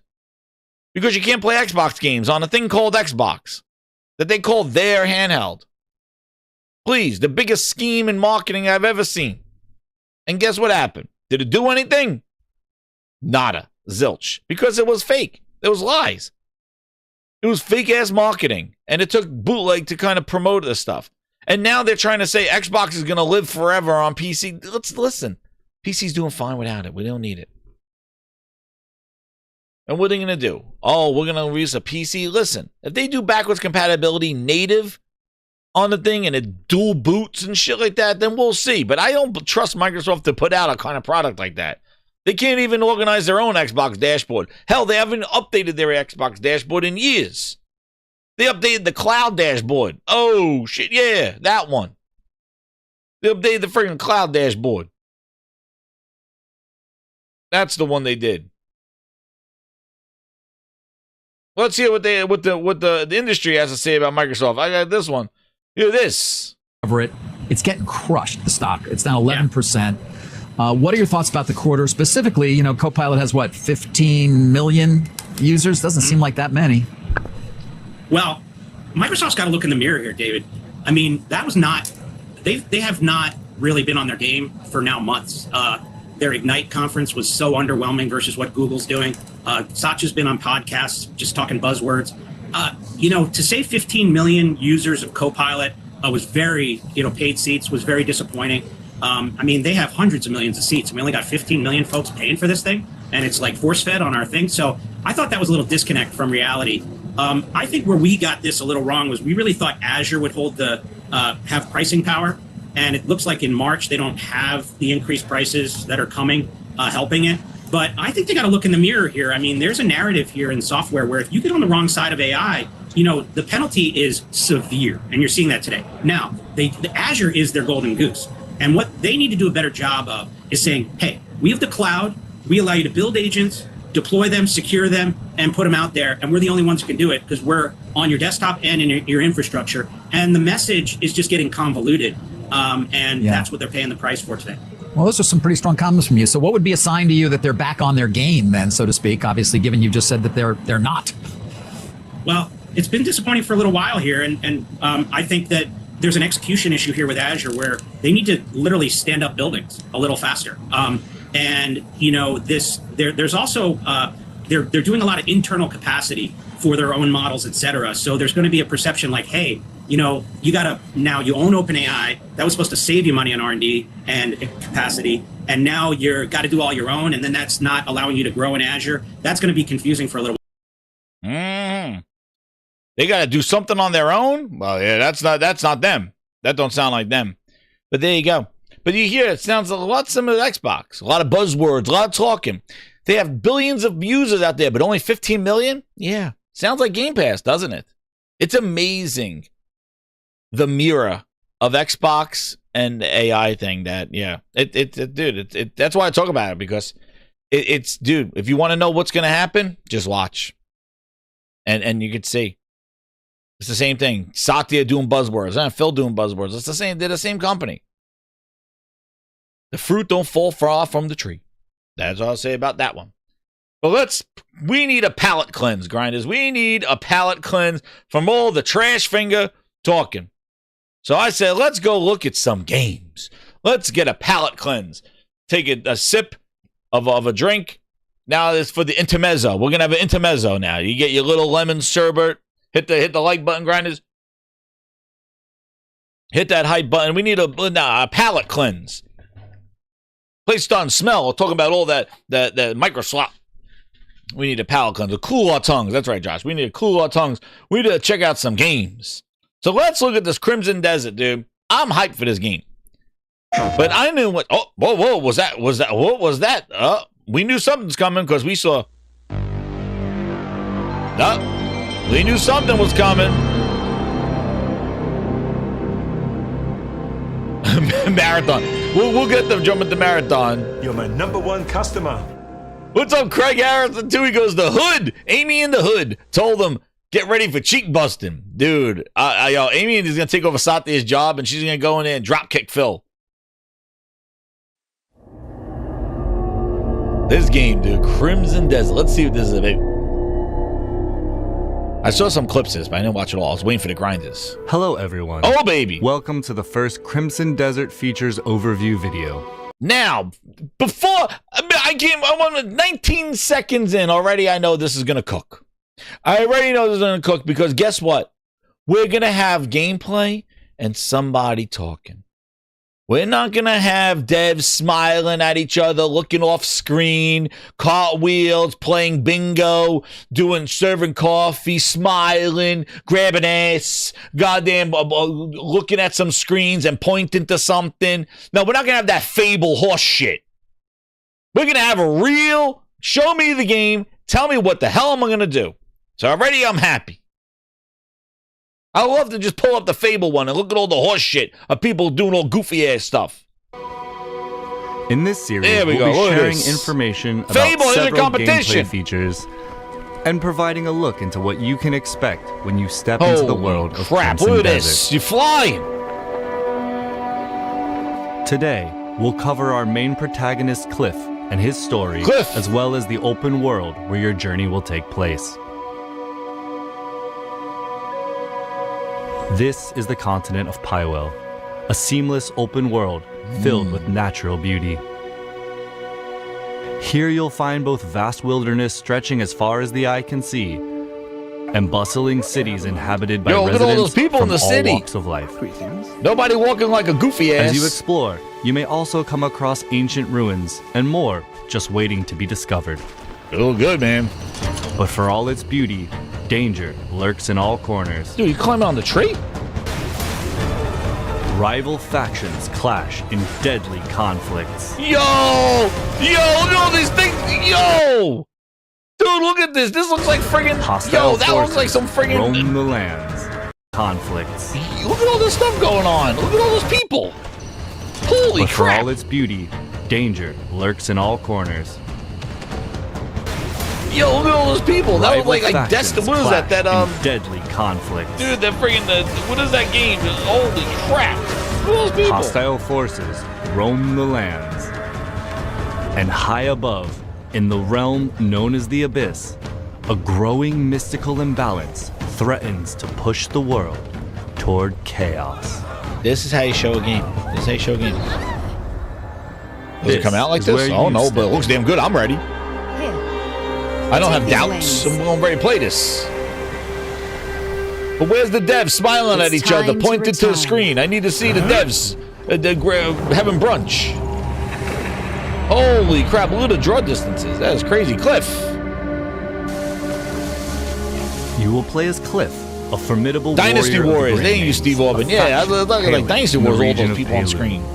Renowned for their commitment to peace, the Greymanes have long fought for their homeland's unity and protected the innocent. To Cliff, his fellow Greymanes are family in all but name, and he has fought with them side by side, determined to preserve unity in their lands. Rest well. But we first join Cliff in the days after that peace is shattered. I agree, Gambit, yeah. And with the like great this pro, the leader's pro, death, this is what the pro's made for, this our kind land, Pailun, once unified, has been plunged into chaos. And The combat now, looks crazy. A bloody battle unfolds between the Greymanes, who fight to uphold his will, and the Black Bear forces that seek to set it aflame.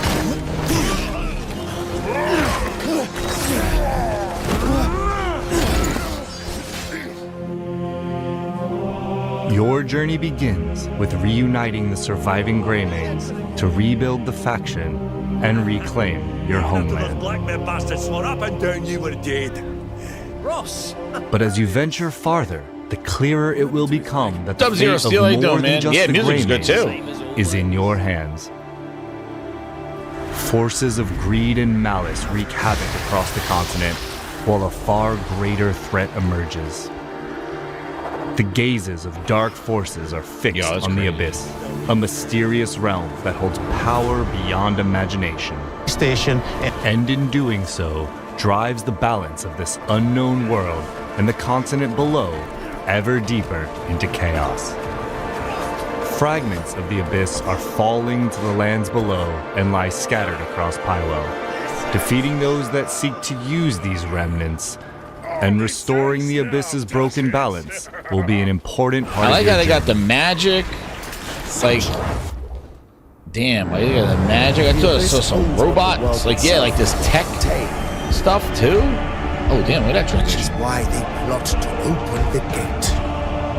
What's behind it? Pure power, raw and untamed. The moment it is claimed by a single hand, ruin is sure to follow. I think, didn't J Bar, shout out J Bar, I think J Bar played this already. He was at, I think this was not at PAX, it was, I thought it was at PAX. Gather all of the Greymanes. And he said it was incredible. Well, I thought he played it. I'm not sure if it was at PAX or something, I thought it was.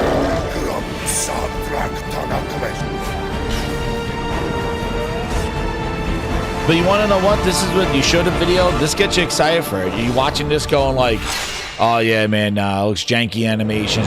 No, it looks awesome. All right.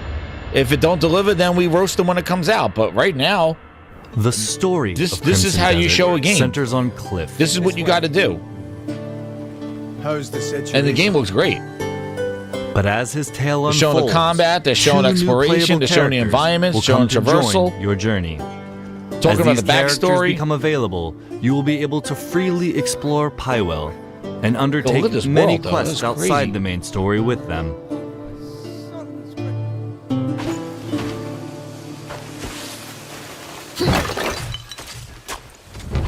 Each character has their own combat style, as well as unique skills and weapons. Look at this combat, allowing dude. you to experience the world and its Just battles guns? in different ways. Yo, this is so cool.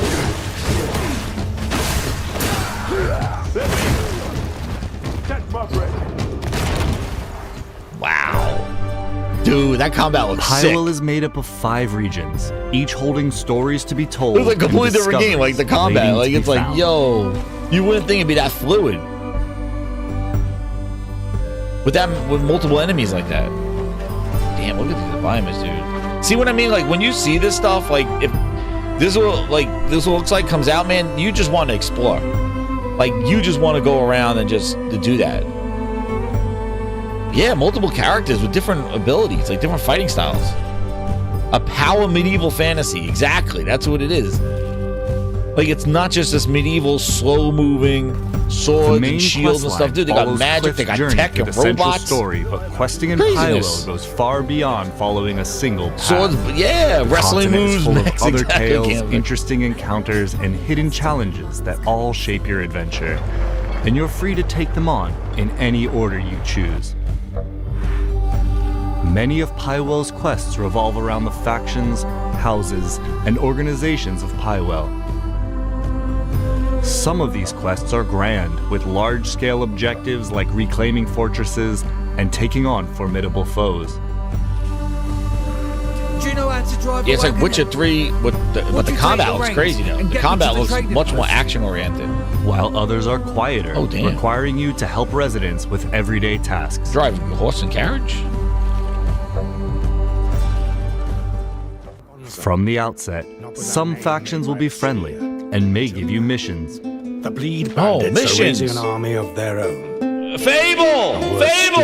They've stolen the family spear missions! manual. Look, they're talking about different missions. Factions that can give you missions. Oh, but he's gone silent. There's a reason that you're doing stuff. I see. I find myself in need of your aid. Others, however, are hostile forces who are residing in or occupying the area. Oh. Roothold, originally under the jurisdiction of House Celeste, is currently blockaded. Under siege by the invading forces of Gwen Kraber. The area will be liberated once Gwen Kraber and Kraber's soldiers are defeated.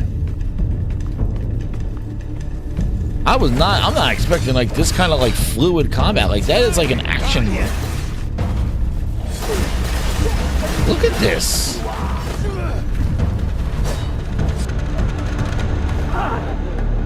Roothold is now back under the control of its rightful faction, House Celeste.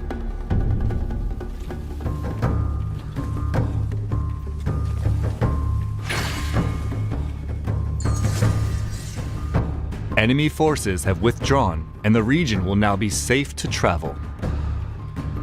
In other liberated locations, the homes of rightful residents may be restored. Rewards for faction quests will be helpful in your character progression. Oh. From meeting new merchants to receiving equipment for your journey and gaining access to resources like lumber, stone, and other materials you'll need to rebuild the Greymane's home. So do you see? This is what I was trying to speak about when you're speaking about these games. Why would I do the mission? What was the purpose of it? Just to fight? Oh, the stuff that you get there will help you with this and help you build the stuff, and you get the lumber to build your homes and stuff. There's a cause and effect. Like, I'm gonna do this for what? That's the stuff when I was talking about the reaction with Fable. That was the thing. I'm like, why do I care if those people like me? Why do I care if they don't like me? How do they react? What missions? What do I do? What kind of missions are there? These are the kind of things you have to do when you're talking about an RPG. And that's what they're doing here. There's a reason. All right. See you later, Ron. Thanks again, man.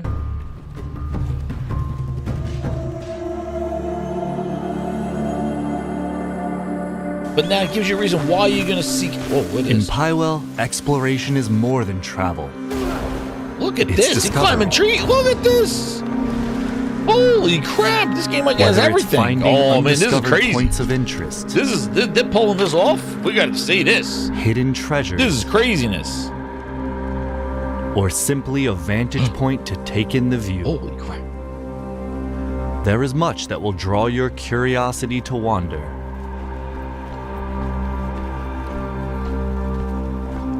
It will be, Wild Wolf. It will be. If this delivers, with it comes sights, like this secrets, and plays and surprises and along the way catching your attention, and no strict path. This is... You can pretty much go anywhere that captures your interest. These environments are crazy.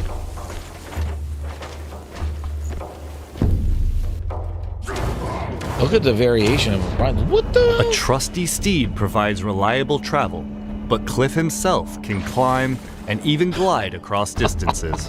Dude, wild. Look at this climb. Holy crap. What the hell is this? You're flying. Further into your journey, Whoa, you'll we got also a gain mech. access to a missile-firing mech. And a dragon that will allow you to soar high I saw above the dragon world. before. Holy crap, look at that. On your journey, you will meet Look a at the wide people that are in variety the of scene. continent's inhabitants as part of everyday life in Pywell. Amongst them, hostile Yo, this combat factions and looks enemies. crazy. I'm each excited about the present their combat. own Look at all threats, the stuff from going on. well-trained soldiers and sorcerers to at this, ferocious beasts sorcerers, and machines robots. that will test your combat skill and adaptability. And for those has seeking everything. a different It has kind of everything. challenge, Dude, it Pywell has holds everything. many mysteries. From ancient mechanisms It has hidden in guns, it forgotten has ruins, flying to dragons, enigmatic robot puzzles, mechs. each rewarding This keen is observation craziness. and They're like, problem solving. put everything in it.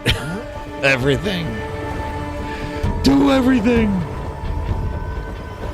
Magic. Now, let's go over characters. just some of the things you can discover What out the in the hell world. is flying? The Abyss is a mysterious realm brimming with secrets and Look at this, untold he got power. it. Yo. Its I feel like I'm watching like 3 different games here. I'm like, this is all in one game? Spilling into the lands of Pywell. What the hell is it doing? Fragments have fallen to the world below and lie scattered across the continent. And discovering these remnants will be an important part of your journey. Yo, this is some crazy puzzle solving stuff. Look at this thing. He has like the hand of a You'll come finesse. across artifacts, powerful items necessary to unlock and upgrade your skills. Artifacts can be earned through quests and combat, while others lie So in there's a more reason hidden why I click the corners of the artifacts. world, Like, waiting see? for those willing to stray from the beaten path. Why?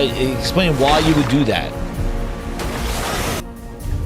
Traces of the Abyss you discover will open up fast travel locations, making it Thank easier you. to revisit and explore the areas of Pywell you So that's the discovered. reason why you would do it. In time, your search will inevitably take you to the Abyss itself. Venturing into its mysterious realms will put your wits to the test as you uncover its secrets and restore the Abyss's broken balance. Across Pywell lie valuable equipment and items, some tucked away in hidden corners, others guarded fiercely within enemy This looks camps, crazy. forts, and strongholds. Many of the items you uncover may offer powerful and helpful That's right, advantages Wall, in yeah. combat and exploration. Oh, you get different weapons too? Even the smaller items you collect along the way can prove unexpectedly useful, benefiting those who search every path and face every challenge.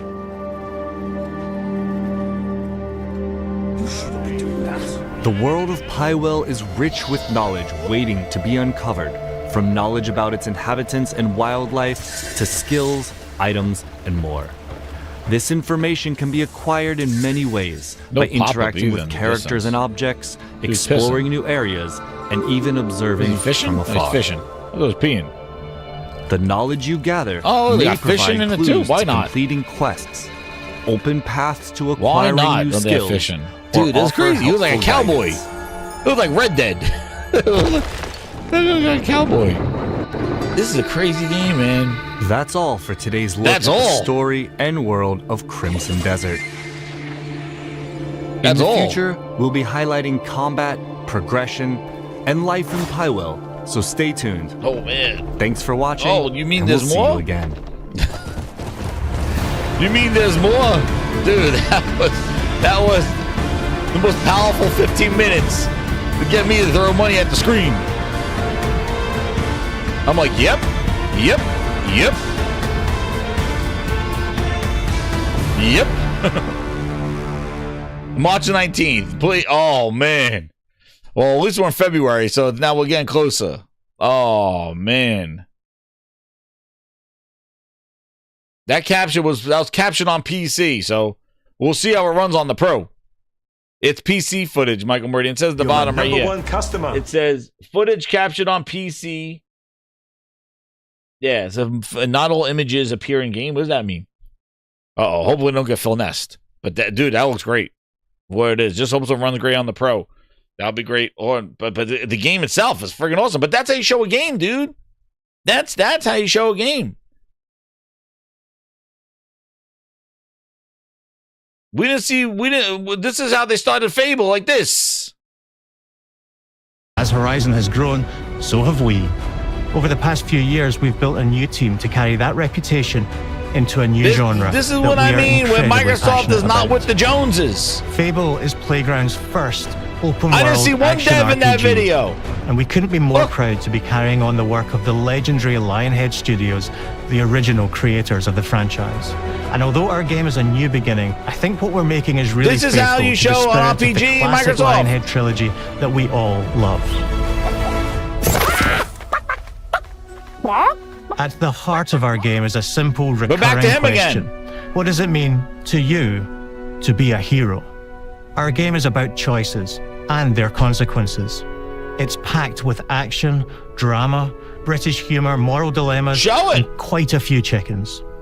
All of this combines in a fairy tale which could only be Fable. Soundboard. There it is in the classic distance. Fable fashion. Is this the character I play in the game? Who this? Growing up in the sleepy rural village of Briar Hill. All right, now just show the whole thing, that right? moment of extreme danger, your heroic powers first emerge, and we discover that I'm not watching you this are again, but I'm Albion's just first showing. hero Hey, of watch. a generation. Continue the whole story. Not long afterwards, disaster strikes, and the people of we're your done. village, including your beloved grandma, are turned to stone. There you go. It's a they're more skillful, more charismatic, knocking enemies off balance. One enemy. Back toolbox. How Dude, you what defeat did we your just enemies see? is up to you. Fable, this is your competition. This is the combat in Fable. Hold on, this is Fable. Gotta be.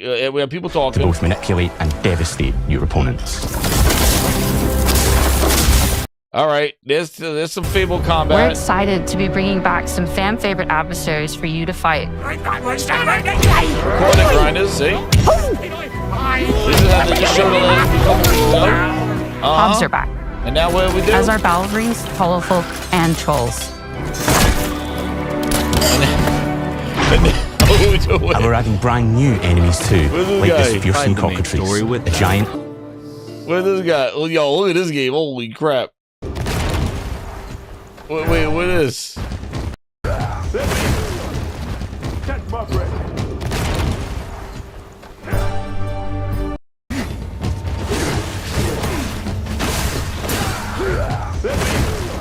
Fire-breathing chicken. Each enemy. Excuse me. Pywell is made Excuse me. as well as unique skills and We didn't even weapons, talk about the combat allowing either. you to experience the world and its battles in different ways. Excuse me. Family is different, with their own weaknesses to exploit and defenses to overcome.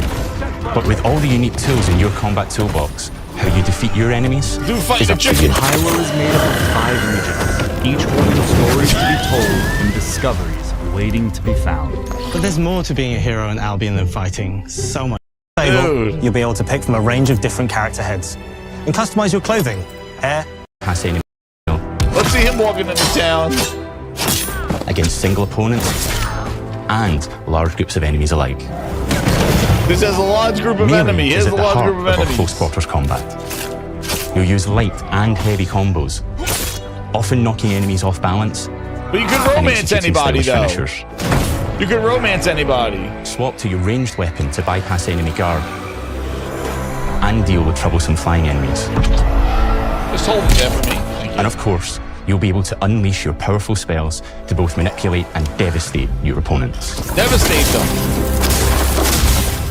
We're excited to be bringing. Let's see that lightning again. Let's see. Let me see some Crimson Desert lightning. Look at this town. So gain access to a missile-firing mech and a dragon that will allow you to soar high above the world.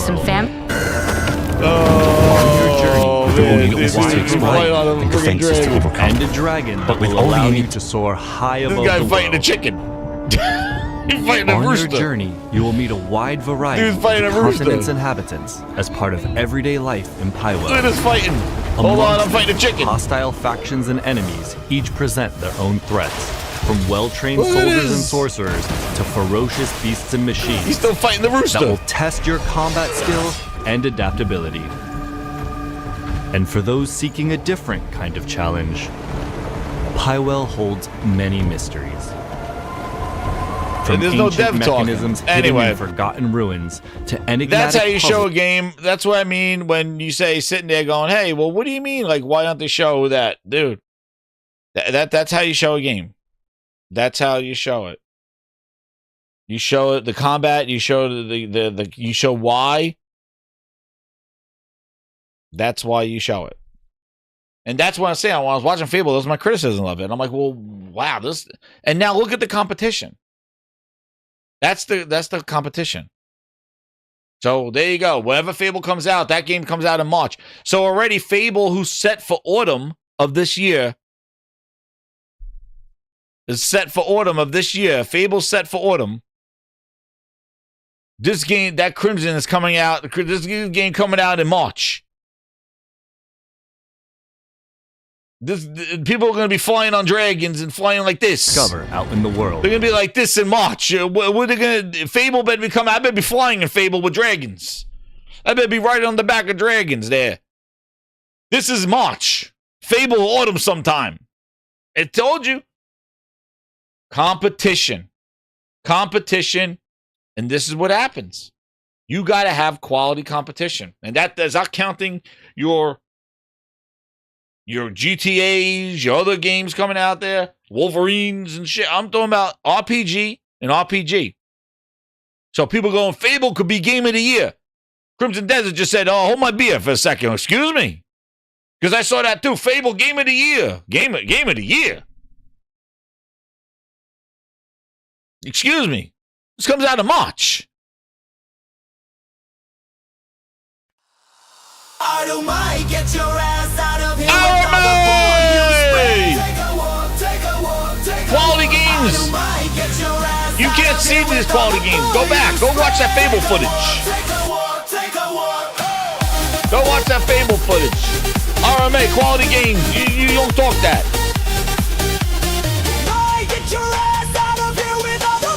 Fable, game of the year, they said.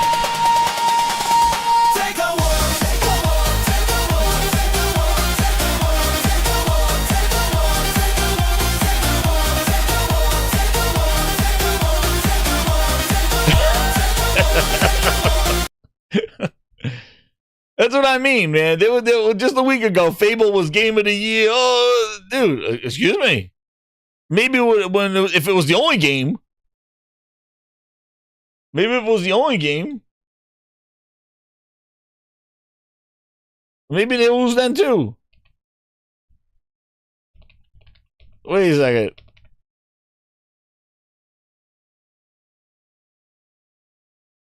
Where is it? Here you go. Who is this guy? Who it is? Oh, get out of here, you clown. Who's this guy? 1 million subscribers? Oh, get the hell out of here. These are the clowns. Who's this guy? Who Microsoft threw him a bunch of giblets? Of world to explore. I love that. At Playground Games, we've Look at this guy's title. As we get this closer can to our really be launch. game of the year. I'm GTA. excited to tell you today that Fable. Fable is coming to Xbox, PC, and PlayStation. Dude, 6 days ago. We're concerned with the combat. I think the combat is going to be good, at least from what we've seen. Wait a second. Whoa. This really could be game of the year, but you have concerns? Life that gave it that character that made it memorable. Fable, I think it's going to nail those aspects. I'm actually more concerned with the combat. I think the combat is going to be good, at least from what we've seen here. And although that's not the primary focus, it's still a focus for sure. I hope that we can, in fact, explore the world completely, that there is nothing zoned off from us. But you called it game of the year. This game is looking as the potential, dare I say, game of the year. So many different NPCs that you can interact with. I hope the combat holds up well with it and continues to scale into in-game, even though it's not really in-game in these type of games, right? But continues to scale nonetheless. I want to feel like, damn, I am not just a hero, but I have ascended to, you know, the old. Sounds like a lot of concerns for the title, though. This was great. Oh my God, people! I tell you, yo, pure Xbox. Just change your name to pure bullshit. Fable could be finally Xbox's big game of the year contender. Get the hell out of here! Holy shit, dude! This is what I mean, dude. Excuse me. Like, what the hell is going on here? This is Xbox pure horse shit. That's what this is. Like, this is what I mean. Stop. We didn't even see enough of the game. Crimson Desert just came out here and gave a friggin' drop kick. A game of the year contender? Dude. They said autumn. I can't believe I'm doing it twice. I didn't think I was going to hit this twice. You know? I didn't think.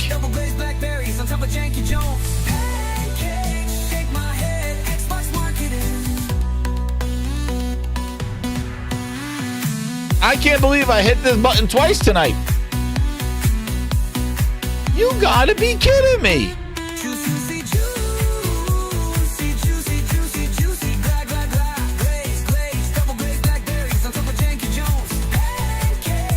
If the story, dude, I just showed you side by side.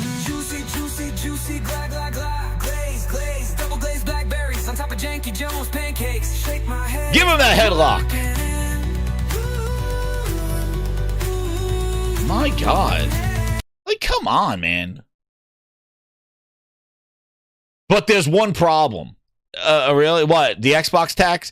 Like, there's always, but like, it could be game of the year, but there's one problem. It's like, dude, whatever. Look at this. 6 days after Fable was shown, they just showed an RPG to kill all RPGs. And that's coming out in March with a release date. Not autumn. The story's not going to save Fable, please. It's going to be the combat and the missions, which they haven't even talked about. And they're fighting a chicken or fighting a rooster. Craziness. So we're going to glaze, talking about glazing, we're going to glaze over this. State of play soon. Dude, there's rumors that there's going to be a state of play in February. Rumors, whatever. Is it come out? What do they show? I'm thinking it's going to be a marathon state of play. For it, I think it'll probably be some marathon because it's going to need all the marathon it's going to need.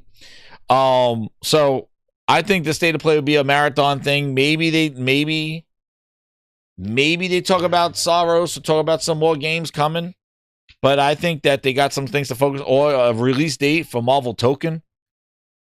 But I really think they're going to save all that stuff. I really think that they'll probably do a Soros one in March, a marathon one in February, and then a Soros one in March. And then in June is when they're going to show any kind of other games that are coming out. That's my guess. I don't think they're going to do a state of play of making a bunch of game announcements. I don't think that is in March. But you know what? Maybe because it is the fiscal year, maybe they'll do it in March. They'll do one. But I think the February one is going to be a marathon focused one. And this is my frustration with these state of plays, like I said all the time. The frustration I have with these state of plays is that, you never know. Is it going to be a single game talk? Is it going to be like they did Borderlands? Is it going to be, is it going to be a kind of a reveal of a bunch of games in there? Or is it going to be an indie showcase? Is it going to be a partner showcase, a partner show? We don't know. And that's why I never liked the state of plays, because it's like, it could be anything. We don't know. It's not like it's a showcase and then we got a little. That's why I do say the Dev Direct, as much as I make fun of Xbox walking around with developers, which they got to cut all that stuff out of there, just show the games. But the fact that they have, like, you're going to see some of the games this year, then they got their showcase. Sony, I don't know. When they say state of play, you got to cross your fingers going, are we going to see a bunch of games? Is it going to be third party? Is it going to be one game? It's all named the same. But I do think that, yeah. Oh, wait, I agree. That's what, and the PSSR too. Maybe some of the updates for that. I think that they may say like an update. It comes out in beta, a new update coming out for PlayStation for the PSSR 2, or what the features are going to be. And Marathon may be taking advantage of that, and then the Marathon reveal of when it plays. I think it's going to be a Marathon one. That's what I think. So it'll be interesting to see if the state of play. There's rumors that may come out. You know, they may announce it this week for next week or something like that. But I really think that, you know, the state of plays do drive me crazy in the sense of, like, we don't know what they are, you know, what they could be. I would prefer, like, have a list of games coming out, a little bit of Marathon, a little bit of Sorrows. I don't really need to see more Wolverine. I just need a date. And then, you know, maybe something else that come. But I don't think we're going to get that till June. I think June is probably when they do that May, end of month of May. Is probably like almost like similar to E3 type thing. I think that's where there may be, you may see some gameplay or something to Naughty Dog's game, you know, Intergalactic or something along those lines. But I don't think you're going to get that now. Now you're going to get focus on Sorrows. You're going to get focus on Marathon. Be Marathon, Sorrows, and then if Marvel Token has a release in like August or September, I would prefer that. That game is pretty polished. That game should be out. That game should be out soon. Like April, you got Marathon in March. You got Sorrows April, right? Wait, Marathon is March, yeah. March, April, maybe Marvel comes out in May. You get a summertime with the Marvel movies coming out. Like, you know, I would do that, man. Marvel Token around when Avengers comes out summertime, or, you know, Spider-Man or something like that comes out. I don't know. They do state of plays for their games. They actually market their games, you know. State plays are good, like deep dives in their first party, because that's what they do. They don't glaze over them. Yeah, Marvel's in June. Marvel says June. Yeah. So I don't know. That's what I think. But I do think if a state of play is coming, it's not going to be like a big thing. But again, I really, you know, hold my breath for state of plays. They are what they are. We react to them when they show up. See what they are. You know, you think that PlayStation Portal OLED is going to come out? I think that, dude, if they're going to do a Portal OLED, I think that's coming out in the fall around GTA. Because, listen, it's going to be the only place you could play GTA on the go. That's what I would do. I mean, I don't know. Like, and you want to know what's interesting is I predicted that. I said that they'll do I said the Canis thing, but like, do a handheld this year and then start talking about their, you know, their full screen. But I think the Portal that comes, I'll put that out right around GTA. I'll put it out October, because guess what? It'll be the only place on the go play GTA. So, yeah. That's what I would think. But I would love to have it sooner. That'd be wonderful. Where are the speakers? Oh, yeah, Josh, where are those speakers? Who knows? Those speakers are cool, those Pulse speakers. But we'll see. Well, granted, we're going to go back to some tapes here. And it all started with this. And I think a lot of people after last week, they wrote an article, is there a future for the Xbox platform? Microsoft's status in the leading publisher is assured. Which, again, I would hold off of that breath.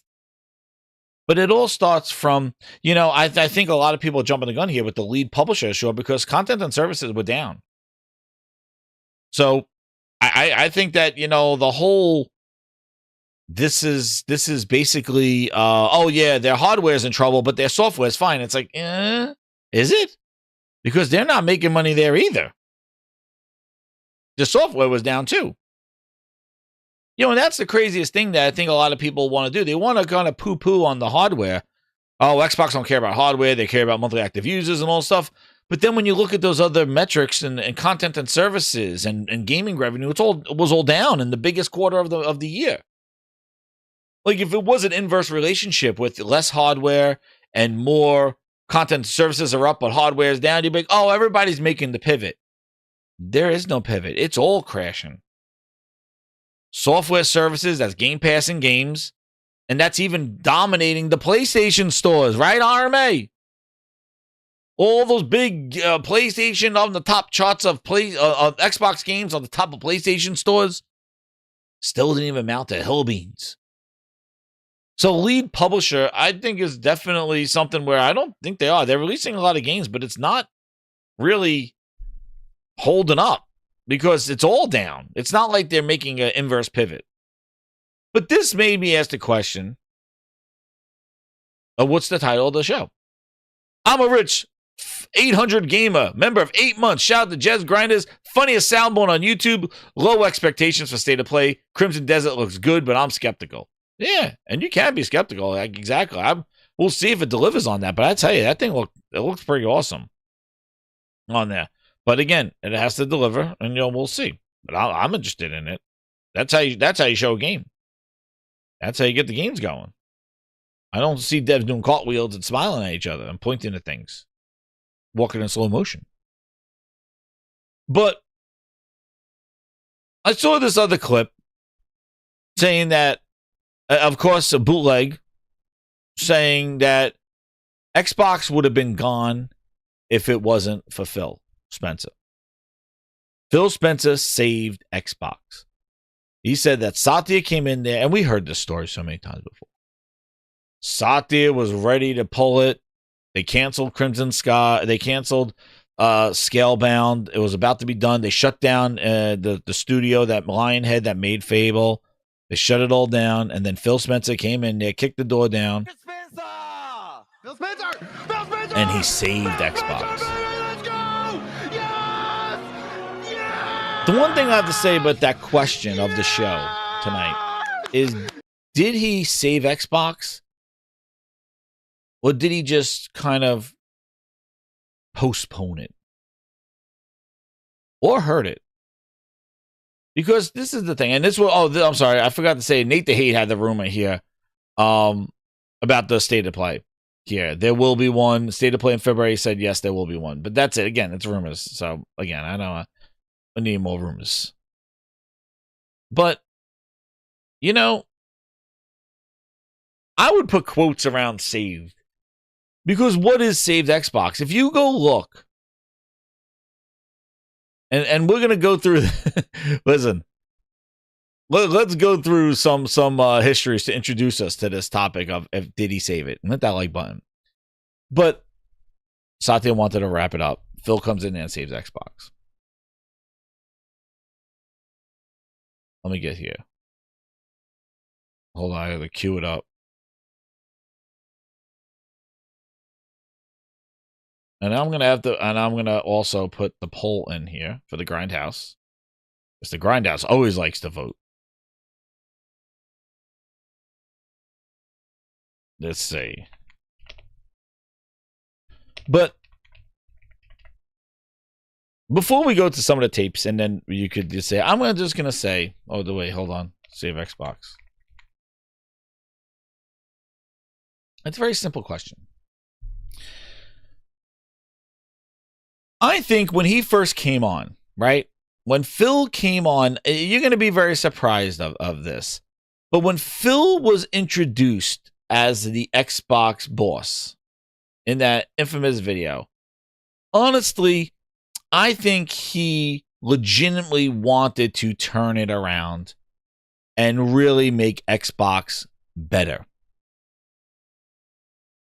And he came in as a fan and wanted to turn it around because Don Matrick and Microsoft really mishandled the Xbox One, and he was going to come in and bring it back about the games and turn it about him and turn it about that, right?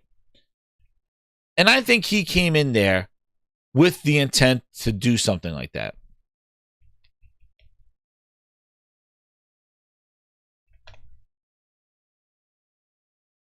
Oh, hold on. Let me get it right here. Because I have this one here. In the beginning, And you know, he made a big point in trying to. What's the Major Nelson? Trying to right the ship. And Don Matrick wrote, right, you know, Don Matrick, you can count on your finger how many interviews Don Matrick did, right? But when he talked, he said some dumb stuff and he got booted out. But this was Phil 11 years ago on his first. Hi, it's Larry here of interview. Xbox Live's Major Nelson. It has been a big week at Xbox. I'm here with Phil Spencer, who's the new head of Xbox. Phil, congratulations on the job. Thanks, Larry. You got a lot of work coming up. Let's talk about your new role. What are you going to be doing? Head of Xbox. My role is really to drive the product vision for what Xbox is. You know, I come at this job as somebody from the games industry, running game studios. I think about our Xbox product and how we can really put the stamp of the gamer on this product, make sure it's gaming first. Obviously has great entertainment features for everybody, but my role is to bring everybody together and make sure we're focused on a consistent product vision. Now, I know you're on Twitter, and I know you read a lot of the message boards and the tweets and so forth. They're asking for a lot of things. They want a lower price Xbox One. They're looking for, you talked about market expansion or games with gold. Do you have anything you want to tell us about that, or what are you thinking about that? You know, I know a lot of times people give nods to the different forums out there, the different communities of people. I will honestly say I learn a ton from listening to the feedback, reading the forum ideas. I saw just when I was announced the position, the first things that Phil Spencer should do as head of Xbox, there were a lot of great ideas there. That two-way dialogue between us and the fans will be important as we drive this product forward. I think it's going to be a foundational element to the culture of this organization. I want the two-way dialogue. We hear what fans say. They have great ideas, and we should use that as an input to how we build our product. No announcements today, but know that the things that people are saying, hey, here's what I would like to see in the product that I'm so passionate about, those are really important things as we build our plans. So did you just copy and paste and put that on your to-do list? You know, it sounds kind of corny, but I'd say, yeah. Like, there were a lot of great ideas there. Even today, when people are giving us feedback about Live and where Live should go. You know, these are people who have been with this along this journey for many, many years. And they've grown up with Xbox in their home and the great franchises that have been born on the platform that they've grown up playing. And they are really important people in terms of building our product vision. So in your new role, how will you bring games, content, and technology to life? Interesting. Games, content, and technology. Those are the things. Malcolm Radio with the 2, he says, Jez, has Phil ever been involved in making a game? He did work for the game studios under Shane Kim and work for Shane Kim. He did manage their first-party studios, but under Donnie D. That's why when he first came on, it was like, dude, this is the gaming guy. He's going to come in here and make it all about games and not about TV, and Connect and all this other stuff. Good question. You know, one of the unique things we have at he this came in with good intentions. A great internal creative organization in Microsoft Studios, a group I know and love for many See? years. Great platform technology team, great live technology team. Bringing those teams physically closer together, making sure they know each other, and as the creatives are coming up with new ideas, that those ideas are getting injected right into the platform thinking about what's coming next, I think can really lead to just a lot of growth in the product that we have and how fans will react to the product we're building. So a lot of you talked about the fans. They really want to know, what are you going to focus on first as the head of Xbox? Well, right now I'm spending a lot of time on E3. Right, E3 is a big time in our industry. We know that this E3 is really important for us. People are looking for, okay, what is this change in Xbox? What does it mean to have a head of Xbox that's really focused on games? E3 is a great gaming show. I want to make sure that when we're there, the fans hear us, they understand why we're there and what this product should mean to us. I'm also spending a lot of time meeting the new teams, the teams that I've known from a client as the studios for quite a while, but now as the person in charge of the whole organization, and talking to them about all the great work that they have over the next year. Microsoft has a new CEO with Satya. How are you going to be working with him? Tell me about those conversations. The discussions with Satya about taking this role were really important to me because I wanted to have a discussion with him about how important gaming was to Microsoft's success. I wanted to see Xbox as a core product in Microsoft's long-term vision. And the discussion he and I had, along with Terry Myerson and Stephen Elop, different leaders in the group, was really around us using gaming, looking at gaming and the fans of gaming that we have, hearing our internal employees' passion for what we're building, and making sure gaming is something that permeates every consumer product that we build, led with what we're doing with Xbox One. Let's talk about the launch. It was a big year for Xbox. We had our launch. We've had some challenges along the way. How would you describe the past year? I'd say there's kind of two sides to the ledger on this. There's a lot of learning that I did as a leader in the organization when I just heard how our message resonated with people, some of the decisions that we made that I think were actually the wrong decisions, and we had to revisit those decisions. On the other side, a lot of accomplishment. We shipped a great product, a lot of great titles from us as well as our partners. And you've got a product right now that you have millions of fans they love. You see the services up. People are using the product to play great games, watch TV, voice commands. We have work ahead of us. We've got international expansion. We're still rolling out into new markets. The monthly updates the teams have been doing, I thought have been just monthly a great updates to the Xbox. Product. So where are those days gone? We still have a lot of work ahead of me. That's what's challenging me, getting me up at 5:30 in the morning. But also, it's worth remarking that a lot of great work has happened over the last year and a lot of accomplishment. Now we're getting right close. We're just about 2 months away from the biggest gaming event of the year, that's E3. Yeah. Tell us a little bit about that and what you're doing to prep for that. Had a big content review just yesterday. I mean, it's kind of inside baseball, but people will see that we are almost every week sitting down with the teams and looking what we want to put on stage. What do we want to announce? What do we really want to push? We're going to push games. I thought we did a good job last year in announcing a lot of new games and having games be the focus of the show. I want to do the same thing again this year. Not a lot of executive middle management up on stage. Let's make sure we have creators up there. We've got great games that we're showing. People invest a lot of money in Xbox, and that money is invested so they know that they have the best place to play games and that's where their friends will be playing. It's our responsibility to stand up on stage and give them the promise of the games that are coming. Phil Spencer, head of Xbox. Phil, thank you for your time. Thanks, Larry. So I had to let that all play out because that was his first interview, the first of Phil Ness. And the things that you need to take from this, Xbox was in a rough position, right? He came in as the hero and was cheerleaded. He went on podcasts and did interviews with not a lot of people that had subscribers. Shout out to the late Kal-El, had Phil Spencer on there talking about the Xbox and what they want. He listened to the fans, but you hear the word fans. That is where I think the hubris got to Phil. I think he came in here with good intentions, but he got enamored by the celebrity that he became for Xbox. And it became more about him. And I think having the way that he would just navigate and finesse the people, that he could just say whatever they want and they believed him. A grown-ass man with 2 testicles did this. Phil Spencer! Phil Spencer! Phil Spencer, baby, let's go! Yes! Yes! This wasn't Kim Kardashian on stage. Yes! This wasn't Cher. This was Phil Spencer showing up at a Final Fantasy event to talk about online. A grown man, 2 balls, did that. Crying over this guy. That's some big shit. That is big. Snake jaw.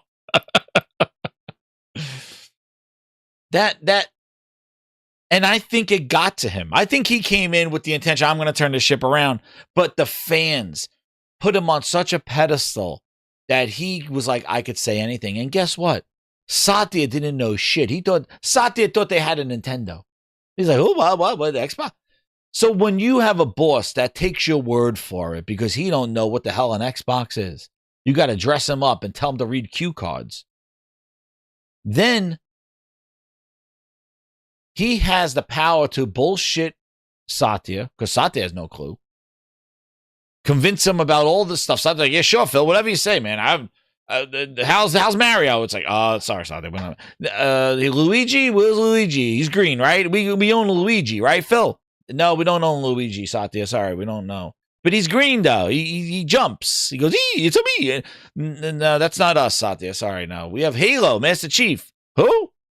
You know, the robot guy, Spot. Who? No, the mustache guy with the green hat. That's who we have, right? No, Satya, we don't. Oh, Phil, go play Nintendo. That's Satya. Satya has no clue. So Phil Has all the power in the world. They could bullshit. Oh, Satya, the fans really like this. Let's go get them. We want this to. Let's do it, Phil. Oh, they love this. Oh, don't worry. It's delayed, but we'll talk to the fans. We'll got it, Satya. We'll take care of it. The fans listen to me. I'll go talk to them. Guys, I'm sorry. I'm excited. There's things coming I can't talk about. I'm sorry. I'm going to tell you about this. All right, we believe you, Phil. We love you, Phil. We trust you. Trust in Phil. Trust in Phil. Guys, I want to do games. He knew how to swag them.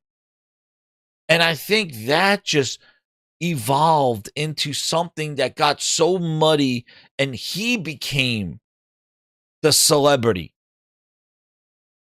And it wasn't and the games became less of the focus. I don't know if that was the strategy. I don't know. But the games, it wasn't about quality games. It was about him and what he said. And it's always been, even to this day. It's more about Phil said this than what they're putting out. And it got to such a level of craziness that now nothing they put out matters. It's Phil. That's why he needed to go.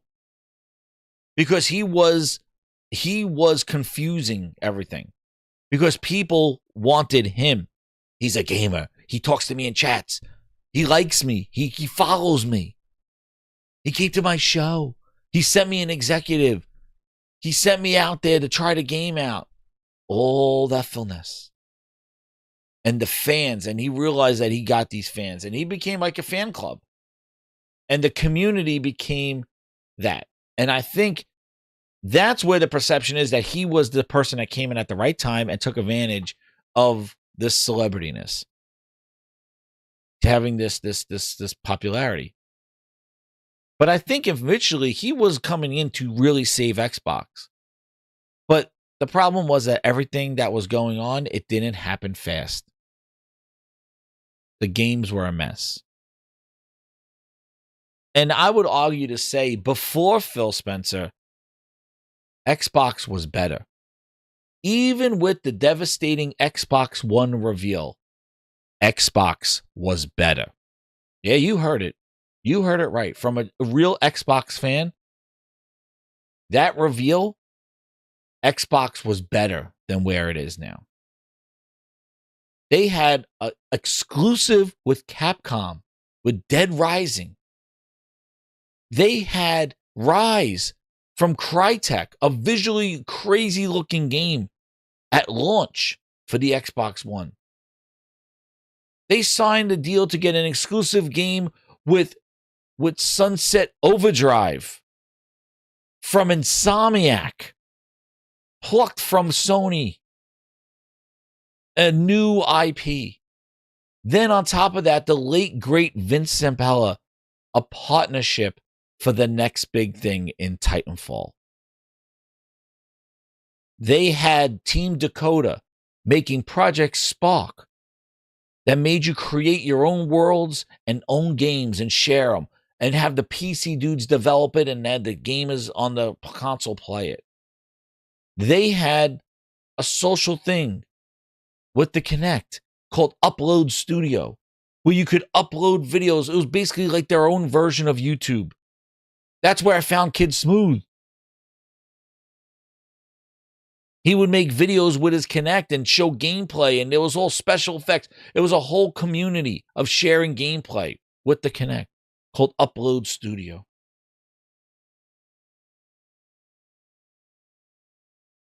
So the games were there.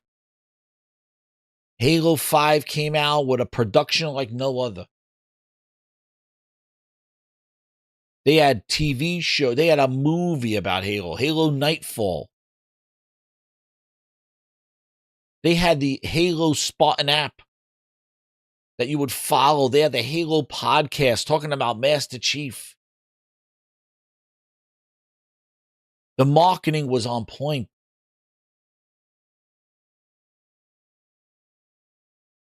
But then he took over. And studios fumbling.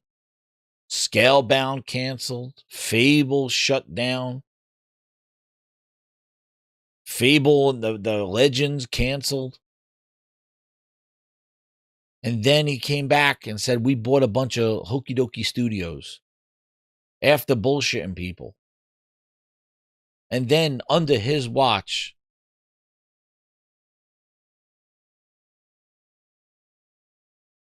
the Washington Post.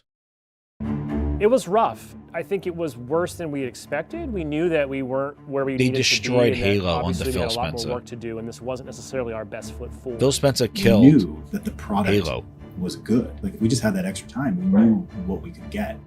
It was a lot harder than we thought it would be. That is the biggest and mess up. We obviously fell down. Under his watch. It broke my heart to not be able to ship that day one. We were pushing hard to get the game done, and then, you know, the global pandemic hit and just like floored us. The team was basically saying this isn't the game we're going to be proud of. How can you save Xbox by killing the identity of Xbox Halo and their is a biggest space opera mascot? franchise that first debuted in 2001, alongside Microsoft's answer to the Sony PlayStation, the Xbox. It quickly sold millions of copies and solidified itself as one of the premier brands exclusive to the Xbox.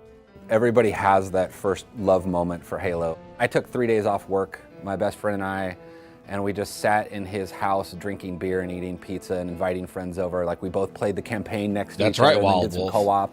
Lugging LAN parties around and playing drum golf with our friends until 2 in the morning. You know, that had been common in the PC world, obviously. You know, that wasn't a new thing, but has not been. This is the guy that wore the PlayStation shirt.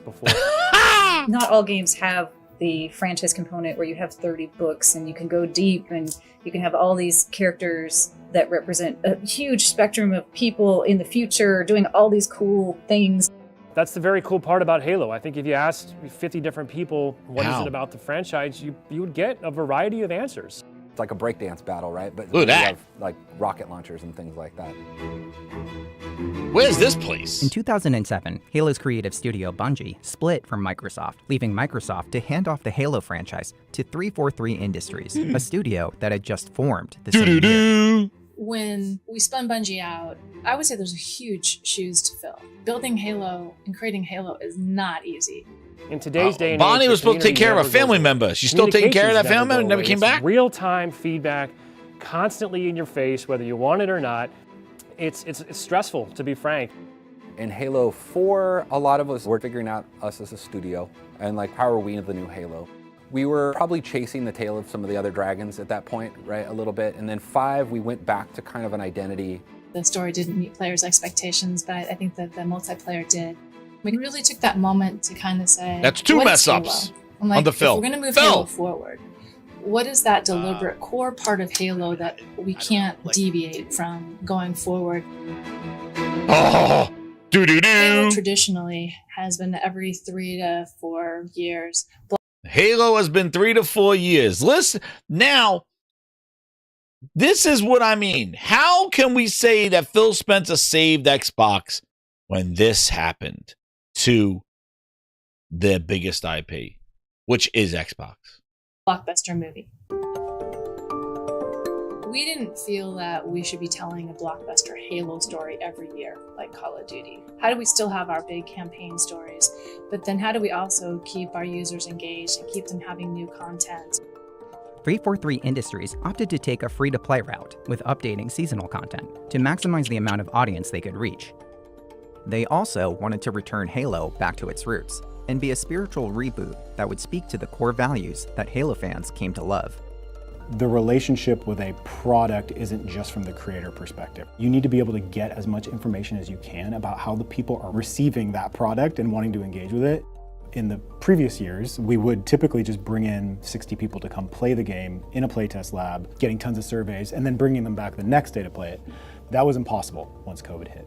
We have kind of routines and rituals, and suddenly we're home. And so we had to rebuild like processes, and like I was writing batch file scripts to deploy builds Seasonality. and make a process for that so we can get people to build quickly and effectively, and working with our engineers on how often can we deploy, and building new playtest routines, and how do we communicate. It's like all of these things had to be figured out while we're trying to ship this thing. We have an internal pro team that gives us feedback, and we have the HCS competitive community, real telemetry data that tells you what is the average kill per weapon, and like Twitter, you have people, Reddit vomiting things all over the place. We have to pull all of this data together. But campaign, you can't just put those bits out there. That is the thing that's probably most sacred to fans. They don't want to get it spoiled. We went after those challenges by trying new technology, streaming things to people. One of the things from user research that we saw from this testing we actually were kind of withholding the items from people and the upgrade path a little bit like a traditional RPG type experience. In reality, what we needed to do, and I believe we changed some of the tuning to bring that power in so that you could experience the grapple shot and its power earlier. So I know, exactly, Long. Somehow PlayStation got bangers done during COVID. Yeah, exactly. They do the COVID thing, but I think it's pretty interesting is that they showed the game in July. All right? And that's where we come to here. Like, this guy, oh, wait, where's the part? On July 23rd, 2020. July 23rd, 2020. They weren't like, guys, COVID affected us. Like, you know, we're going to delay it. No. They showed it. 3 Industries showcased the origin their of progress Craig in Halo Infinite. Fernando! Immediately, fan reaction was mixed, with many detractors pointing out the last-gen quality of the graphics. Less than a month later, on August 11th, 343 Industries and Microsoft made a decision to delay the release of their game by 1 year. Oh. They showed it, and then they delayed it after people said we don't like it. Oh. To help right the ship, they brought on Joseph Staten, one of the original creators of Halo, who was taking a 12-year hiatus from the franchise. But regardless, Halo Infinite would not launch alongside the Xbox Series X. It was an incredibly painful decision because it was so important to us as a team to actually bring Halo back to launch with the console. You got all caught up in the console war. Oh, man. They got a quote from Shaggy. Oh, damn, they put Shaggy on there. Oh, let's see what Shaggy has to say. Like zoinks. There isn't one. Let's call a spade a spade. Microsoft put all their launch eggs in the Halo basket, and now the whole plan is blown up. Whereas Sony had 2 potential great reasons to buy a PS5 right away. Spider-Man and Ratchet and Clank. Shaggy. Yo. Like zoinks. And look who's responding to.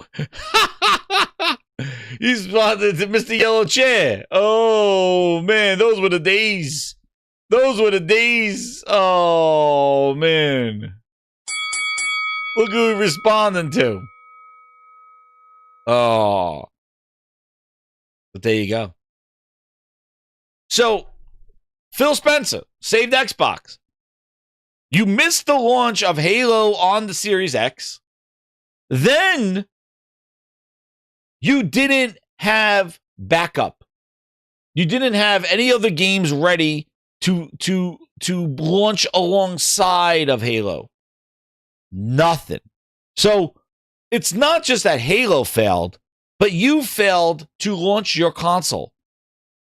So saving Xbox, this was your product. This was Phil Spencer's launch. Because guess what? The Xbox One launched. Phil didn't lead that launch. He came on after the fact and pulled Kinect out of the box. So Phil Spencer's full-blown next generation, not the upgrade One X, which they treated like a new console, but it was just a mid-gen refresh. This was the next generation Xbox launch under Phil Spencer's management. The first next-gen Phil Spencer launch. And he, unlike Donnie D had, my Xbox One launch? Let's talk about it. Rise, Son of Rome, Dead Rising, Loco Cycle, whatever the hell that was, some indie game there. Loco Cycle. They had Titanfall coming in March. They had announced with Sunset Overdrive. And they had a bunch of Kinect stuff. And they were talking to the TV, the Snap, all these features all ready to go. But the games, though, the games. That's what they had. Exclusive from Capcom. They had, and was it one game that they had ready for launch Xbox One? No. They had multiple games and one in the distant future. Whatever your name is, get ready for the big surprise. Titanfall. Paradigm Shift. Remember to subscribe to the Grinder. Hit that subscribe button, Grinder. Thank you so much, Paradigm Shift. Welcome to the Grinder. being a grinder in the gaming grindhouse. Now let's look at Phil Spencer's launch. It was just Halo Infinite, a free-to-play campaign game. That was Phil Spencer's launch. Because if you want to say, well, wait a second, he did hype up the 1X. What games launched with the 1X? He didn't have games for that either. He said play Forza better. Play Halo Master Chief better. There was no game that took advantage of the Xbox One X. You had to wait for Red Dead Redemption 2 to get an update, 4K update. That's what happened. So he didn't even have any games lined up for the One X as head of Xbox. That's 2 consoles with no games to go with the hardware. Just Phil holding the hardware and hugging and kissing babies. Like I said before, his celebrityness, his celebrity got in the way. He just holds a product, people will bow to him and buy it because he endorsed that product.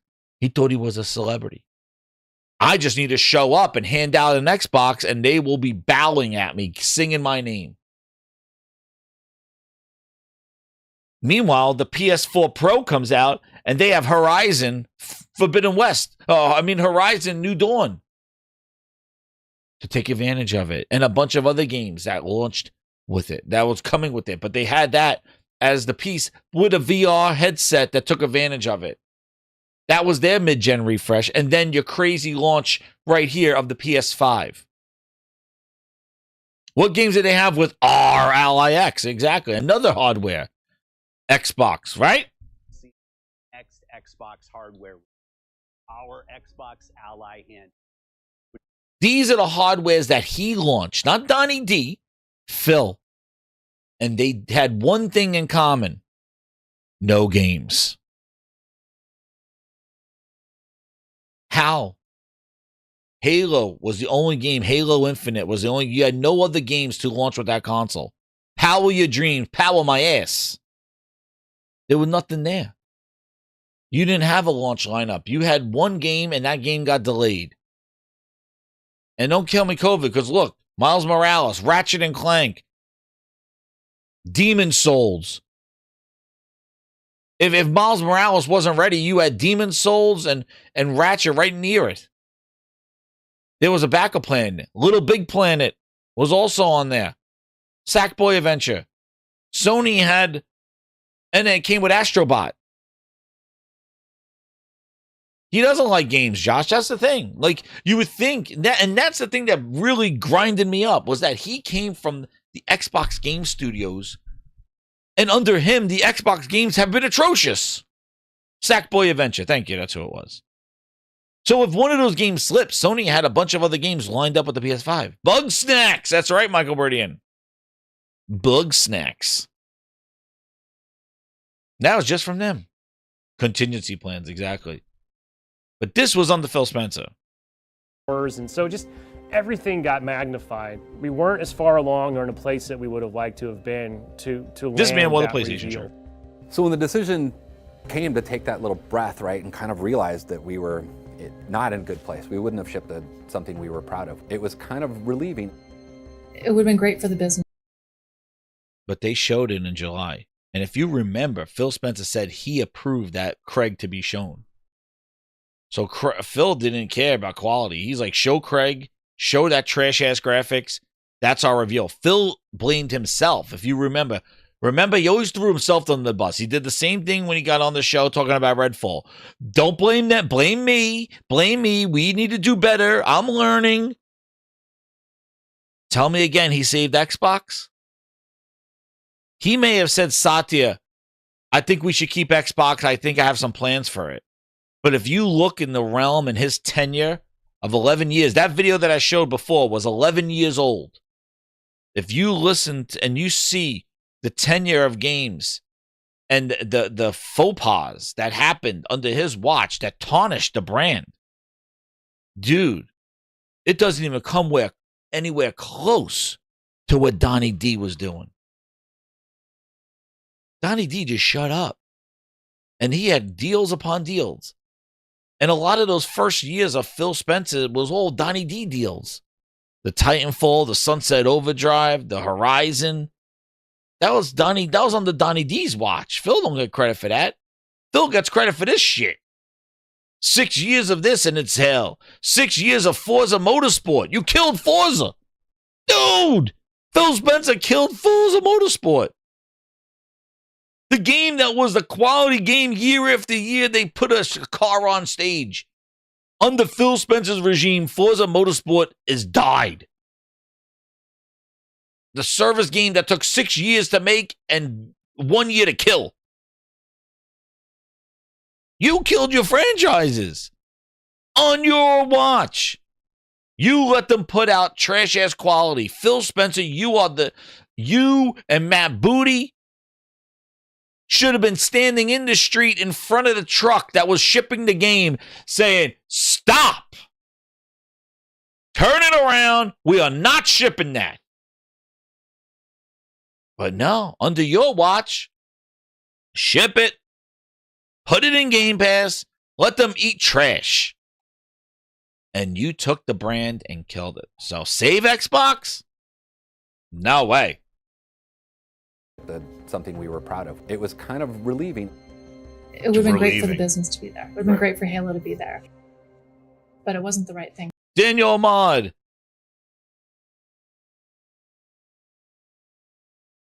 But it still has a great launch software, such as system software update. Oh, man, the roasting. For Infinite.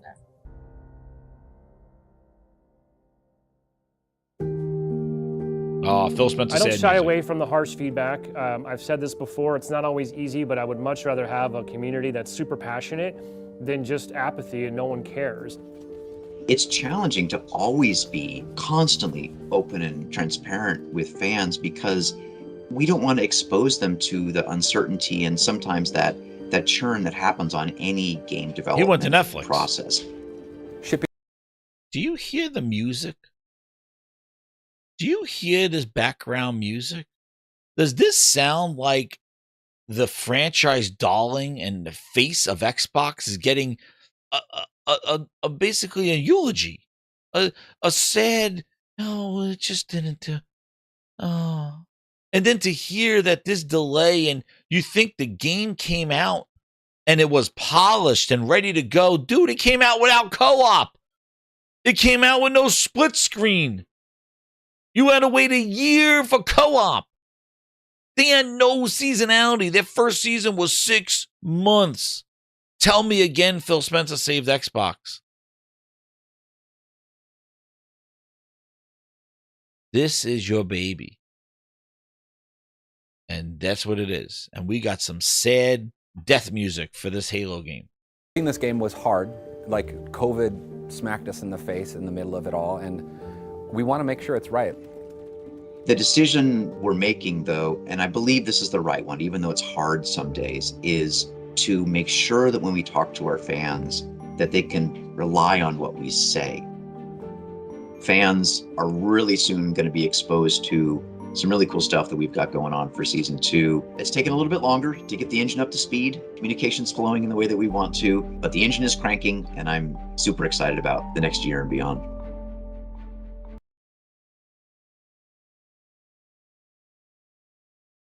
They gutted them all. Like zoinks! Another one.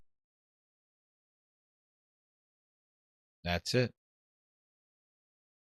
They gutted it all. He's excited. He was gone. And this video was made when? Right, 3 years ago. Right when they got the 1 year, 2022, March of 2022. Before the game launched, and then we see the disaster that it was in November. Oh no, it just launched, and it was a disaster. And they were said like, "Oh, we're excited." Exactly, exactly. We need the arms of an angel in the back. For just $199, you could buy yourself a Master Chief helmet. That churn that happens on any game development process. Shipping this game was hard. Like, COVID smacked us in the face in the middle of it all, and we want to make sure it's right. The decision we're making, though, and I believe this is the right one, even though it's hard. I'll put better music at the end. From Japan, I took a stand, dropped the deuce, made it grand. Halo's changing, time to switch the command. This is the music. Bootleg Joe got the team in hands. Bootleg Joe got the team in hands. Xbox, no illness on the screen. New dawn rises, gotta stay keen. Building dreams. My music better. Bootleg Halo, know what I mean. Bootleg Halo, know what I mean. Bootleg Halo, it's a brand new show. Joel's in charge now, let it flow. 343, no longer in the glow. Bootleg Halo, let's go, let's go. Hit that like button, grinders!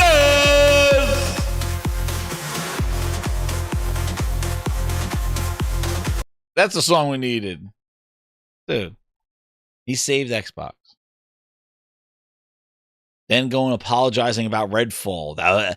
Dude, you bought the company for freaking $8 billion, and then you release Redfall as your first example of your ownership of that company, and like a disaster, glitching, not ready, hilarious, like, and that you have to apologize for it, and then say Starfield will be better. It wasn't. Loading screens again. Your watch, Phil. Did he save it? Hell no. Did he delay it? Maybe, but I think, like we said earlier, what he did, what Xbox was under his realm, he destroyed it. He hurt any value that was to Xbox. You want to hear some more horseshit? Let's hear some more. $7 billion. I don't have any more stories I can tell, Pete. So that was a good. You were doing great, Greenie. Pete Hines, the first Greenie and Uncle Pete show should just and be Aaron Greenberg. Where's Aaron Greenberg been? Coming together, sort of what is it doing, or what is it telling, or what is it trying to show? Remember to hype it up? And so I'm just looking at a riverbed, like, well, I assume here they're talking about how they took pictures of all this thing, and here's some footage from the river. Like the top left part of our giant screen, just stop with the sales pitch. Kind of character you want in a BGS thing, and go off and do what you want. Like that for Starfield is the thing that I'm most excited to get to, right? Like I think we did a nice job of setting sort of tone and vibe of the world, and I love seeing people who sort of poured through all the interiors of the ship and noticed all the little touches. By the way, I got to pronounce his name right, which is Esteban. Esteban Pally is our lead artist on the loading screens. Where's the loading screen mentioned? Bethesda Game Studios, and has been the art director on any number of things. I think I just called him lead artist. Project Mara on that list. He's the art director. But he goes through and like every button has to have a purpose. And wait a second. Just looking at this. Let's go through this image. State of K3 is still on this image. Project Mara's gone. Contraband canceled. Perfect Dark canceled. Janky was janky. Forza Motorsport's done getting updates. Hellblade was 27 snores. Outer Worlds 2 released to a fart. Avowed is coming to PlayStation. Fable finally got some showing this year. What the hell is this game? Oh, Civ? Everwild canceled. State of K3, we still don't know where it is. Redfall was ass. Jesus. Yikes. Like, look at this. Look at this one. This was the roadmap that they were talking about.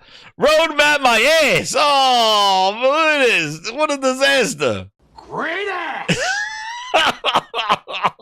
Like a blind man at an orgy, I was going to have to feel things out. Feel them out. Dude. Canceled. Dude, I could play win bingo with this. Between the games that underperformed and games that were canceled, you clear the deck. A blackout game. It's over. Coming to PlayStation, you clear the rest of it.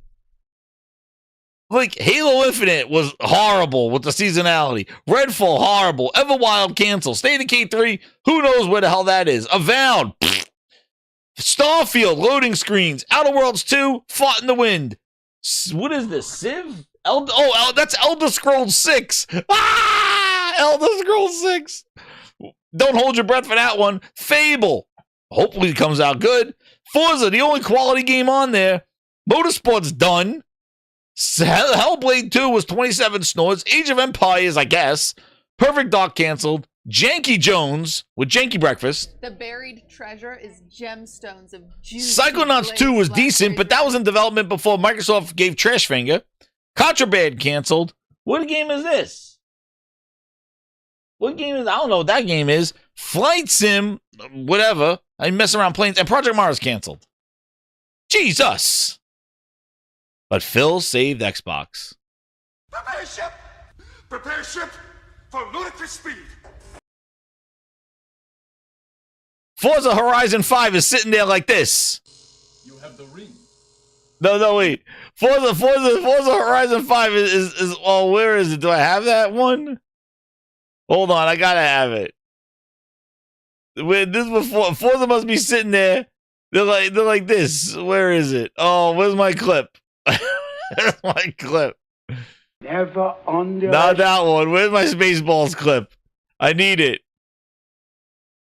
Where is it? No? Wait. Time. No. Not this one. Helmet, what's going on? Sanders, what's going on? This one. It's Mega Maid. No, this is not it. She's gone from suck to blow. What? They're getting all their air back. Do something. Stop it. Oh, I don't know if I have it. Wait. Janky Jones? What's Janky Jones? Damn it, where? Oh, I thought I had it. He's surrounded by assholes. I don't know what game. I can't magnify it. It's a video. But whoever put that list up, man, that is some crazy. Brutal Sam, that is brutal. That is brutal. Here's more. Here's Phil Spencer talking to, who knows? Probably canceled. Michael Meridian. What is this one?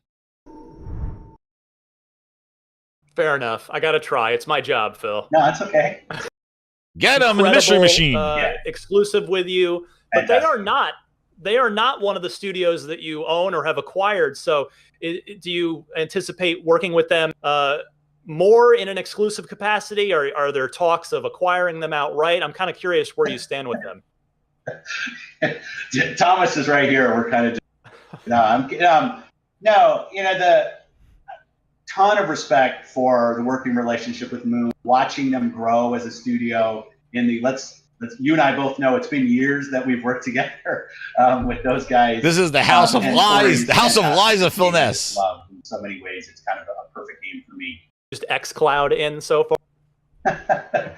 So I was in Nairobi, Kenya, and I was in one of these little painted buses, small buses that are used as kind of cabs.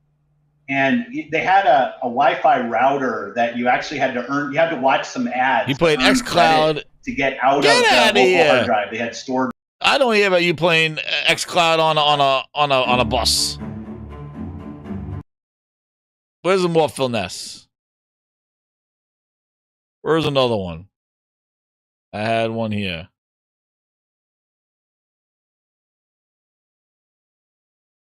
Xbox product install it. Let me see what more Phil Spencer saving Xbox. There we go. Bonsoir. We heard you were throwing an amazing viewing party and wanted to send a special shout out. We're so excited to say hello to all of you and an Xbox squad that's bringing all of our fans together for this special viewing of the Xbox and Bethesda Game Showcase. Players like you are at the heart of everything we do at Xbox. And showcases are always a special moment for the team where we can share what we've been working on and hopefully delight and surprise you. There's nothing like the energy of being in a room with your fellow fans, watching and celebrating our common love of games. We hope you enjoy your watch party and the Xbox and Bethesda Game Showcase. Thank you for celebrating this awesome moment with us. A biento. A biento. That means bullshit. And then where is the ultimate Phil Ness that you think he saved Xbox? This one. Oh my goodness, Grinders. When he did this, where is it? This one, this has to show you how you really manage Xbox. Watch this one. Where's this one here? Oh my God, this one, Grinders. How to not manage a studio. This poor man. Oh man, Tango Gameworks. Hi, it's great to be back, and it's great to be joined by my friend and colleague, Shinji Mikami, famed game designer and founder of Tango Gameworks. Greetings, Mikami-san. Hi, Phil. Hi, Phil. 久しぶり。Xbox ファミリーに加わることができて、非常に嬉しいです。Tell us a little bit about all of the great work going on at Tango Gameworks and your view on the future of your studio. タンゴゲームワークスなんですけど、まあ相変わらず若い人に大きなチャンスを。Look at this poor man. This poor man. Look. I'm gonna read what he's saying. Phil basically said, "Tell me about the future of your studio." His old friend. 若い Opportunities of a young staff and opportunities are as a studio, he says. The venture forth in creating new games all the time. It's been amazing to see over the last few years the impact that Japanese creators have had on the global gaming community with just some amazing games coming out of Japan. I'd like to hear your thoughts on the Japanese market and the developer scene there in Japan. In Japan, in its history in gaming, has experienced great changes and adapted. In my view, people are actively using uniquely Japanese taste in game design. I feel this is what makes them appealing, I believe. Recently, with subscription, even more so. With cloud, Phil smiling. Without a console, people can play casually. Oh man, Phil loving this. They gave this guy the cue cards. I'm excited by this idea. Tango wishes to create this trend. So he was buying the Phil Spencer juice. He said, I'm going to be on cloud. I'm going to be in your subscriptions, Phil. Phil smiling. He goes, that's right, my friend. You better be talking that talk. We own your ass. すごく今の状況っていうのは追い風になると思ってます。で具体的に言うと、Specifically, in the past, there were too many voluminous games. With subscriptions, many games find the fixed price. Oh, Phil loving this. No, listen. No. This man is not selling himself out like this. This is some horseshit. This man is not saying this. I think Phil dubbed his ass. That's what I think. I think Phil dubbed over this man. I think I got the real translation. Hold on. I got to put this through the translator. Hold on. I'm putting this through the translator. Hold on. Now, he's not saying all this stuff. I think this poor man saying, please help me. And meanwhile, they're subtexting him saying subscriptions are great. He's like, I hate subscriptions. They're like, no, subscriptions are wonderful. Dude, Xbox edited this, and this man is screaming for help. And they dubbed his ass. I got to put this through the translator. Hold on. Let me get this. I got to clip it. I'm going to put it through the translator. Hold on. I got to figure out what the hell's going on here. No, he's not saying this, Phil. He's lying. I know Japanese. I'm putting it through my translator. Hold on. I got it. Hold on. Here it goes.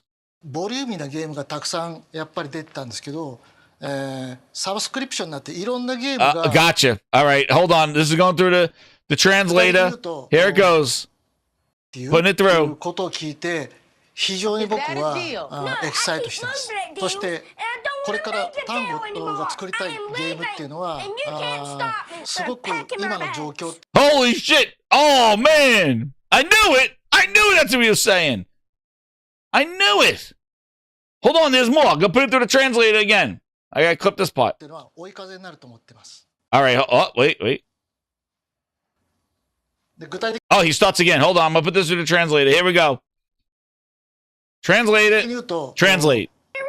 今まですごくボリューミーなゲームがたくさんやっぱり出てたんですけど、サブスクリプションになっていろんなゲームが定額で遊べるようになるっていうことの中で、短いんだけどすごくユニークなゲームを遊びたいっていうお客さんもいっぱいいると思います。ゲーム以外にも Oh, I knew it! He was running away! I knew it! I don't know why he came out in the little kid's voice, but he was running away! He's packing his bags! You see, he did the little sign with his hand. He said the little high heels. Dude, I knew it. I knew it. I knew it. I knew it. Dude was screaming for help. And there's subtitle on his ass saying that he's hyping up subscriptions. God, Phil, you sneaky son of a bitch. I knew it. I knew it. Don't worry. Grind out. Listen, I got all the sophisticated equipment in here. I put it through the translator. I don't know why I had the kid's voice on the thing, but that's what the translator said he's saying. Incredible.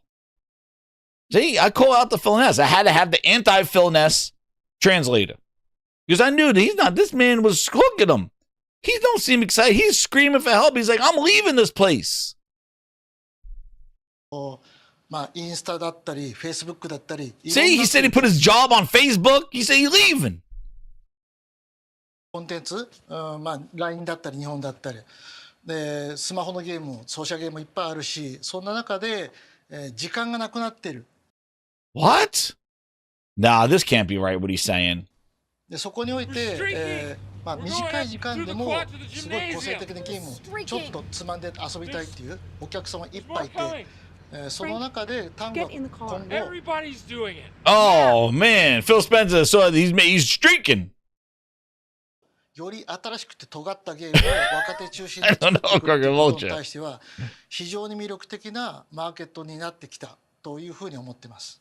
I think that's really interesting. One of the things Told you. The only response Phil had to the guy saying he's leaving was that's interesting. Yo, that is the Phil Spencer, man. Look, this guy talked for 20 minutes screaming from the rooftops to save him, and Phil Spencer goes, I think that's really interesting. One of the things you and I have talked about is the importance of young people in our industry, bringing new voices onto our creative teams, hearing from a new generation of creators. And I know you've been doing a lot of work, not only in the industry, but also at Tango to create opportunities for young creators in the Japanese Phil, tell me about those Can you tell us opportunities a little again. bit about that? This poor man is creating opportunities for people, and you shut him down, Phil. You shut him down. His studio. This guy had so many aspirations. そうですね。今現状では、すでに発表されたゴーストワイヤー東京で、木村健二っていう若い。I told you, Corey. He said he definitely said you would never see this face again. I'm telling you, the Grindhouse translator is 100% correct. 100% correct. Never fails. 一生懸命ディレクターとして頑張ってます。彼も非常に優秀な才能を持ってます。それ以外にも単語では、サイクル X2 で。Hold on, I'll put it through again. All that I interpreted right here. Here it is. I just put it in the translator. Bullshit. Wow. You couldn't say it better myself, Shimi. Incredible. 正式デビューした若手のクリエイターで、ジョン・ジョハナス。彼が今、ノリノリで新しいゲームにチャレンジをしている最中です。その他にもちょっと単語は今までやったことない、ジャンルカテゴライズに対して、そんなに大きなゲームじゃないんですけど、そこも新しいディレクターがチャレンジを今やってる最中です。非常にみんな若くて。Phil didn't like that. What did he say? Translator. You have me right. Con men. Thieves, degenerates, lowlifes, thugs, criminals! Yeah, I can see Phil smirking to that one. Shinji, Shinji was fucking, he called him a criminal. He called him a con man. See, Phil smiling, see? Yep. 種で、才能もあって期待すごくいっぱい持ってます。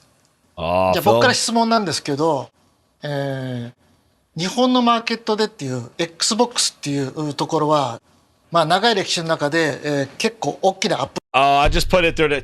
Hold on. He said here at Xbox. I'm going to pull that out there. There it is. Translate it. How many assholes we got on this ship anyhow? Go! I knew it. I'm surrounded by assholes.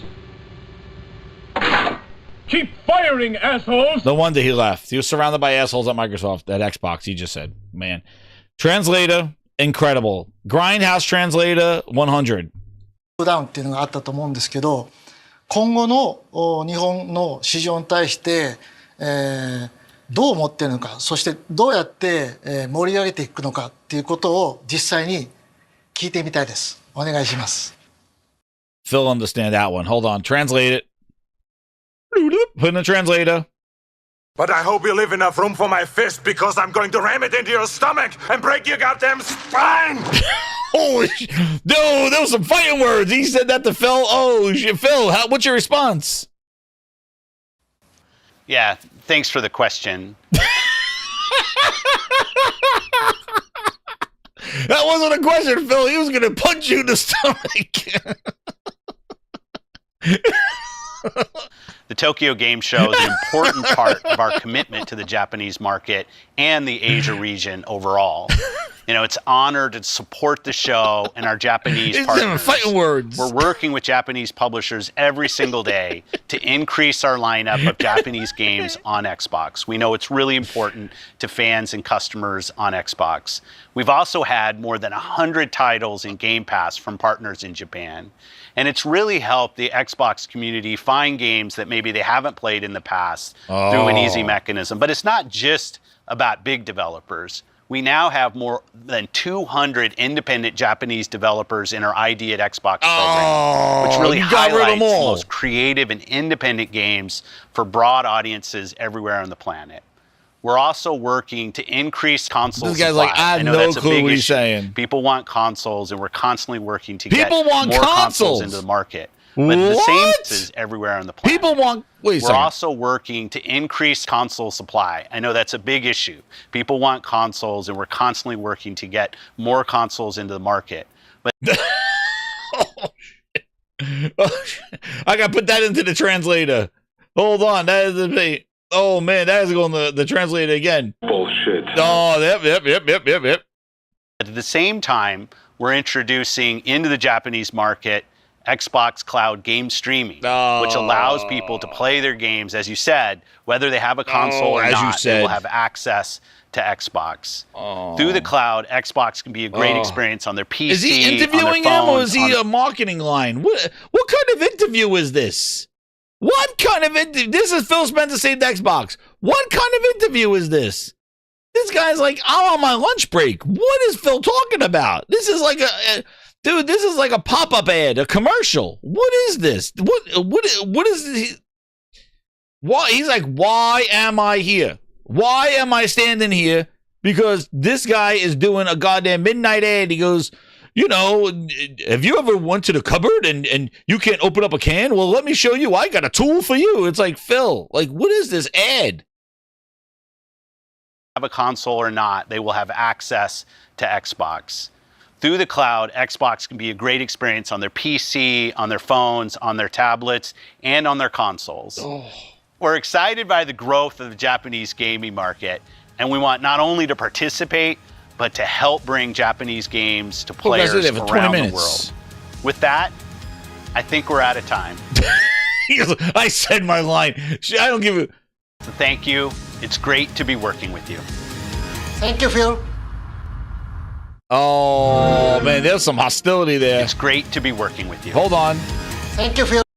Yo, he said, go fuck yourself. There was that, see? Hold on. Thank you, Phil means something in Japanese. I got to put it to the translator. No, it's going through the translator right now.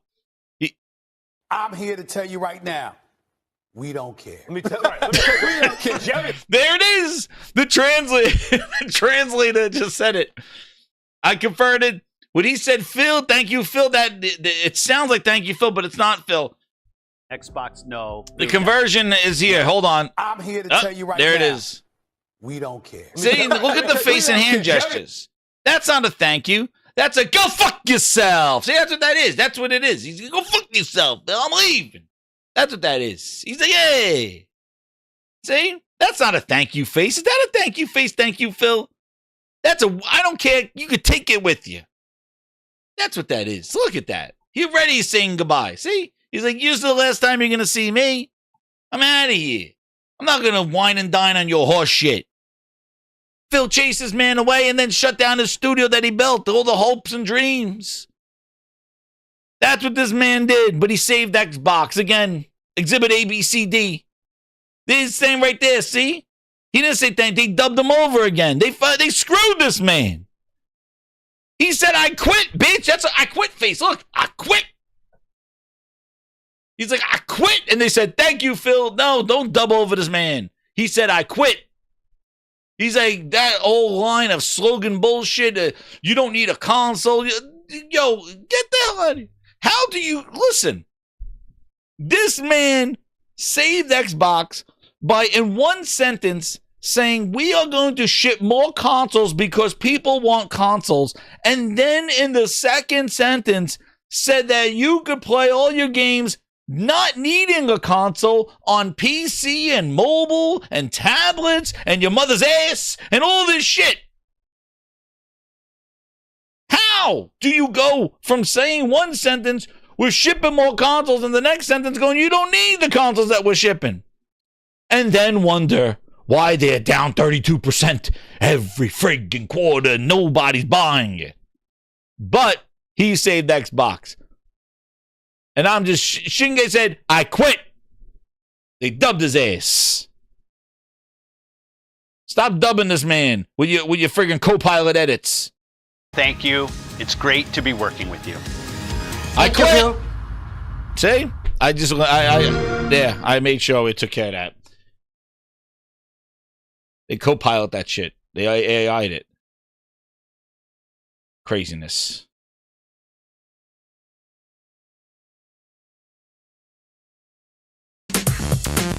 There's another Phil Ness. What's this one? Where are we here? Where's Phil? Where in the world is Phil now? Phil Spencer now?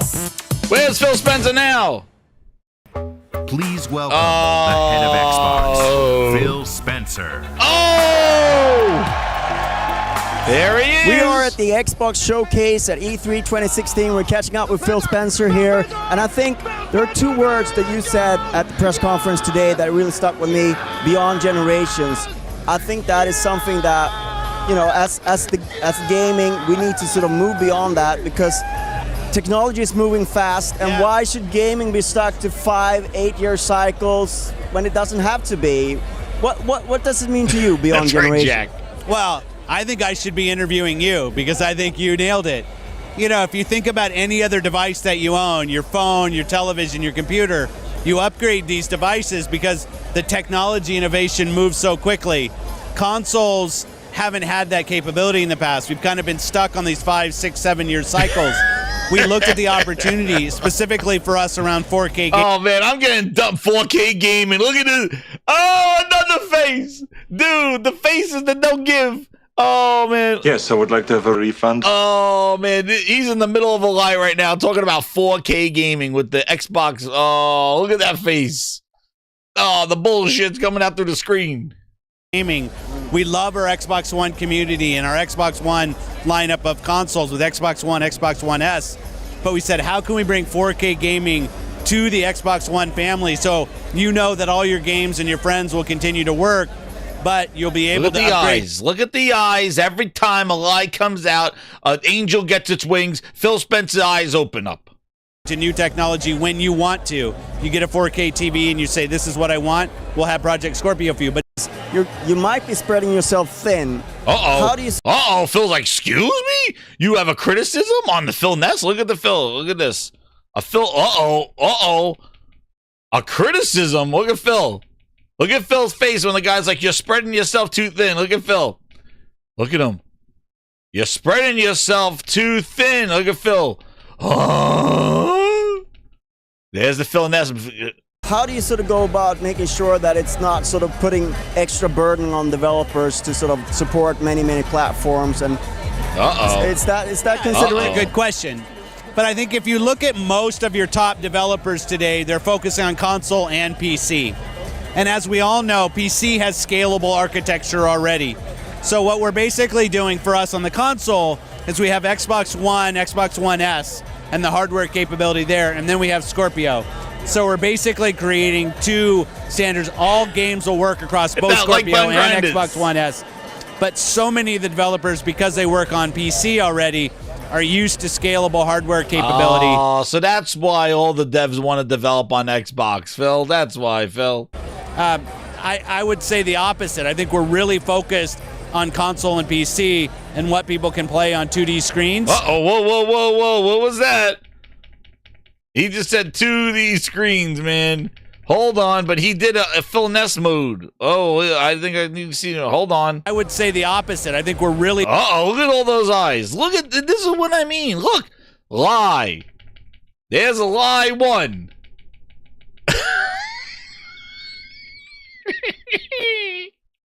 Like, that's more like the face I want to see. That's the face. That's the face when you walk into Xbox. That feels like, Phil, what do you think you're gonna do? And he goes, oh my God. Phil Spencer, baby, let's go! We got it. We captured the essence of Phil Ness. That is the essence of Phil Ness. That is what his mind is telling him every single time. Like, I don't fucking know. I don't fucking know what the hell's going on here. I don't know. I don't know. We've used the power of the Gaming Grindhouse Digital Foundry machine, and I've absolutely captured the essence of Phil Ness here live. Did this man save Xbox? That face is your answer right there. There it is. Did he... There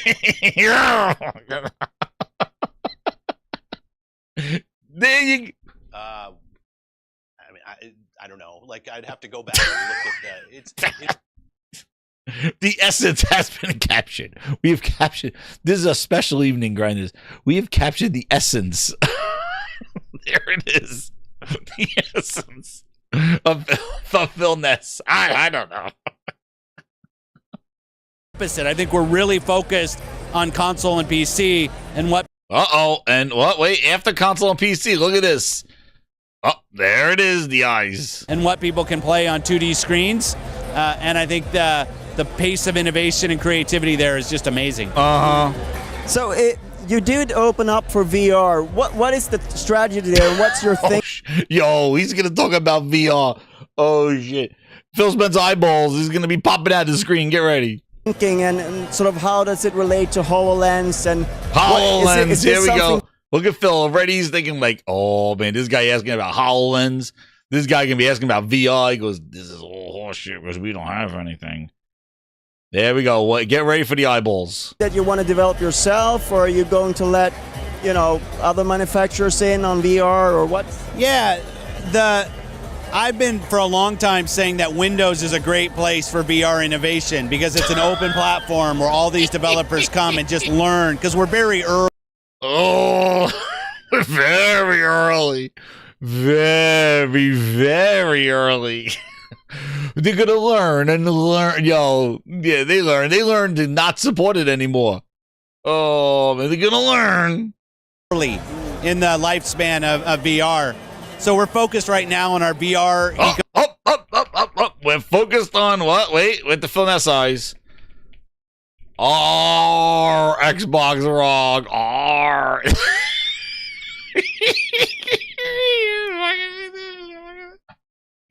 I told you. This man lies. Those eyes go wide. Eyes wide open, Phil Spencer. There you go. VR. Look at him. There it is. He said VR. He goes, oh. We're very early. We're gonna learn. We're very dude. There's the HTC Vive is out there already. Sony got dropping their PlayStation VR. Everybody got VRs out, and you're still learning. We're learning. Our VR ecosystem on Windows and making sure that's possible. When we picked the spec for Scorpio, we said, okay, what is the state of the art of VR on PC, and let's build a console that could support that. We'll have more to talk about in terms of hardware and capabilities later, but we wanted. Yes, I would.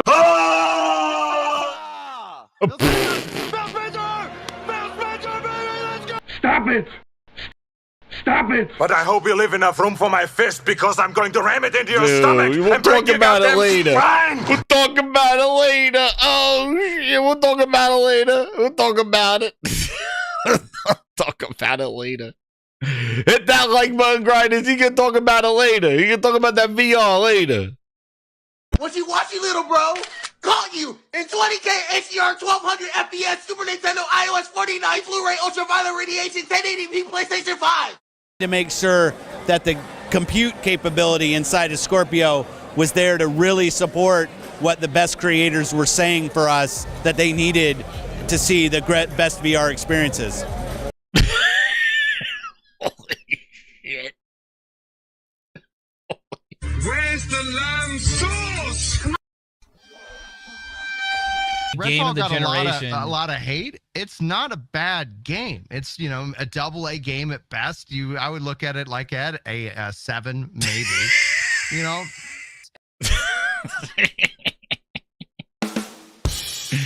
Phil, the line of horseshit, dude. The line of horseshit.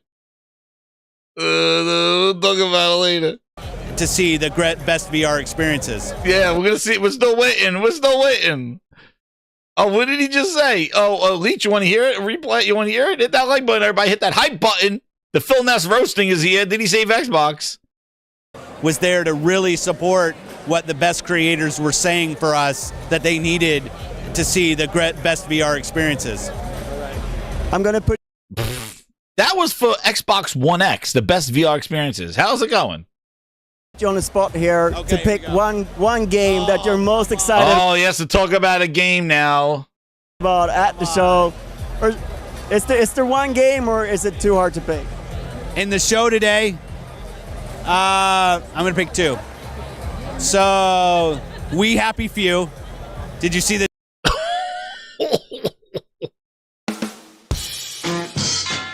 We Happy Few. Goodness gracious.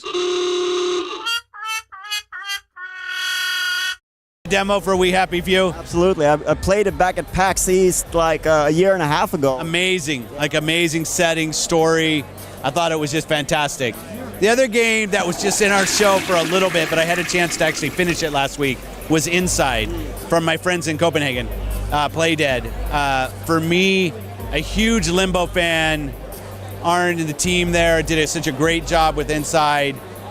It might be, for me personally, the game of the year. Like, it is just so good. Such a great representation of the art form of creating games. I think it'll be a fantastic thing for Xbox gamers to get to play at the end of this month. And really a nice surprise that it's coming this soon. That caught me off guard. To the team at Playdead, I'm glad you finally finished your game. No pressure. We're all glad that you finally finished your game. Man, oh man, the Phil Ness. Oh. I told you, grinders, this is a show of shows. Hit that like button. Oh man, what is this one?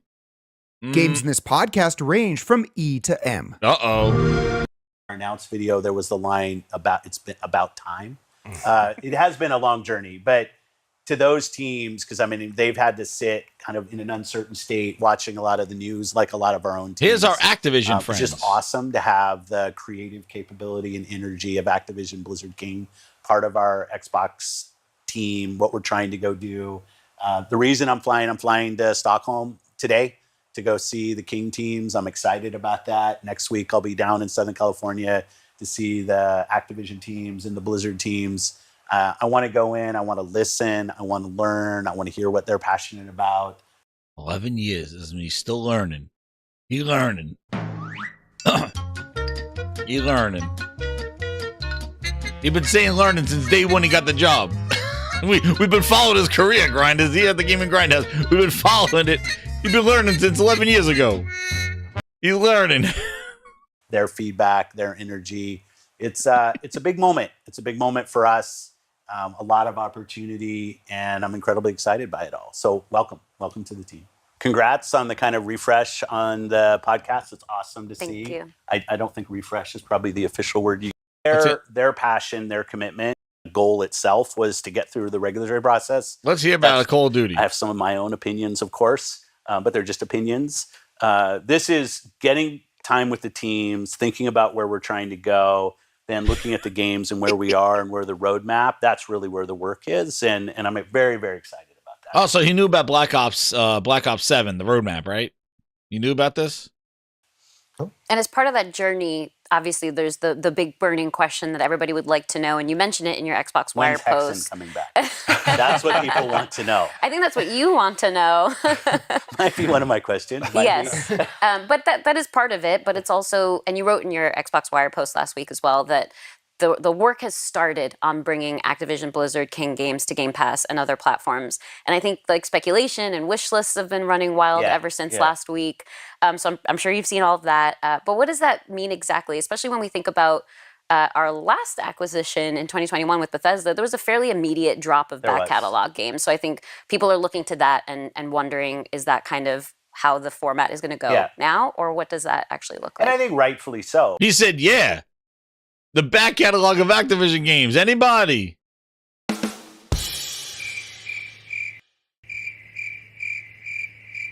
Yeah, they're coming. They're coming. What year is this one?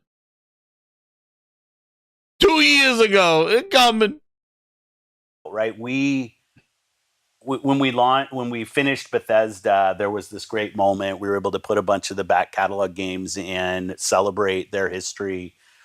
The truth of the matter is, with Activision Blizzard King, that the regulatory process took so long. And frankly, there was a lot of uncertainty in that process up until really a week before we closed, or the week of, when the CMA finally came down to their decision, that we weren't able to get in and work with it's mostly Activision and Blizzard in this case, on that back catalog work. So now that the deal is closed, we're starting that work, but there is work.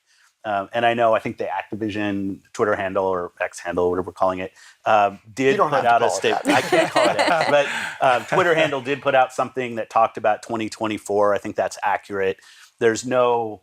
I would love it if there was some kind of secret celebration drop that's coming in the next couple of weeks. There's not. It's definitely when we think about the new games. 2024. Put it on your calendars, everybody. Put it on your calendars. 2024 is when it's going to happen. The classic Activision games will be released in Game Pass. All right? Put it on your calendar. Put it on your calendar. The year is 2024. All right? Hopefully that happens. Right? If we were going to put them in the subscription this year, I would tell people, and I know there'll be some disappointment about that. This acquisition is definitely long-term. So the fact that we're not hitting day one with a bunch of games dropping in to Game Pass is a little bit of a downer, but I'm very excited about the future. And Cameron says, wait, what? He said it was supposed to happen. What? It didn't happen? We're in 2026 right now. Did it happen? Oh, I guess not. I just want to be straight with people that's where we are.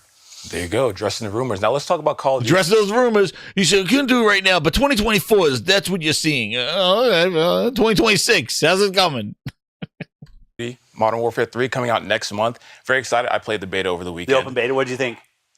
It's very interesting getting humbled by your reaction time going down every single year. Okay, young man. It's very clear that I count my reaction time in like tens of seconds now. Well, people are getting really good at the game. But to that point, like, people are really excited about it. And I think for players who may not be playing on Xbox, they want to know, what does this mean for them on their platform? Like, is Xbox going to see exclusive DLC, early release, things like that? So what can you tell players who are looking to play Call of Duty on other And when we platforms? say other platforms, I think we're talking about PlayStation. Yeah, I think that other one. Yeah. I mean, because I think the PC players, their PC is unique, and I want it to feel like it's part of the overall gaming platform that Xbox focuses on. we've been on that journey for a while with our first party and our Xbox app on PC. There's a lot of work for us to continue to do there. Yeah. There's a lot of work going on over there. For Call of Duty players on PlayStation and in the future on Nintendo. The way future, like 3 years, still no Nintendo. We're talking Modern Warfare 3. That was 3 Call of Duties ago. And way in the future. Phil, it's still not Phil. Call of Duty's still not on Nintendo. We're in 2026. Phil. Way in the future. I want you to feel 100% part of the community. I don't want you to feel like there's content you're missing out, there's skins you're missing out, there's timing that you're missing out on. That's not the goal. The goal is 100% parity across all platforms as much as we can for launch and content. I say as much as we can on parity because clearly some platforms have resolution and frame rate differences just based on perf. Oh, you mean the Pro? But there's nothing else. Like there's Oopsie, the Pro wasn't existing yet. We have no goal of somehow trying to use Call of Duty to get you to buy an Xbox console. So it is, I want the Call of Duty nation to feel supported across all platforms.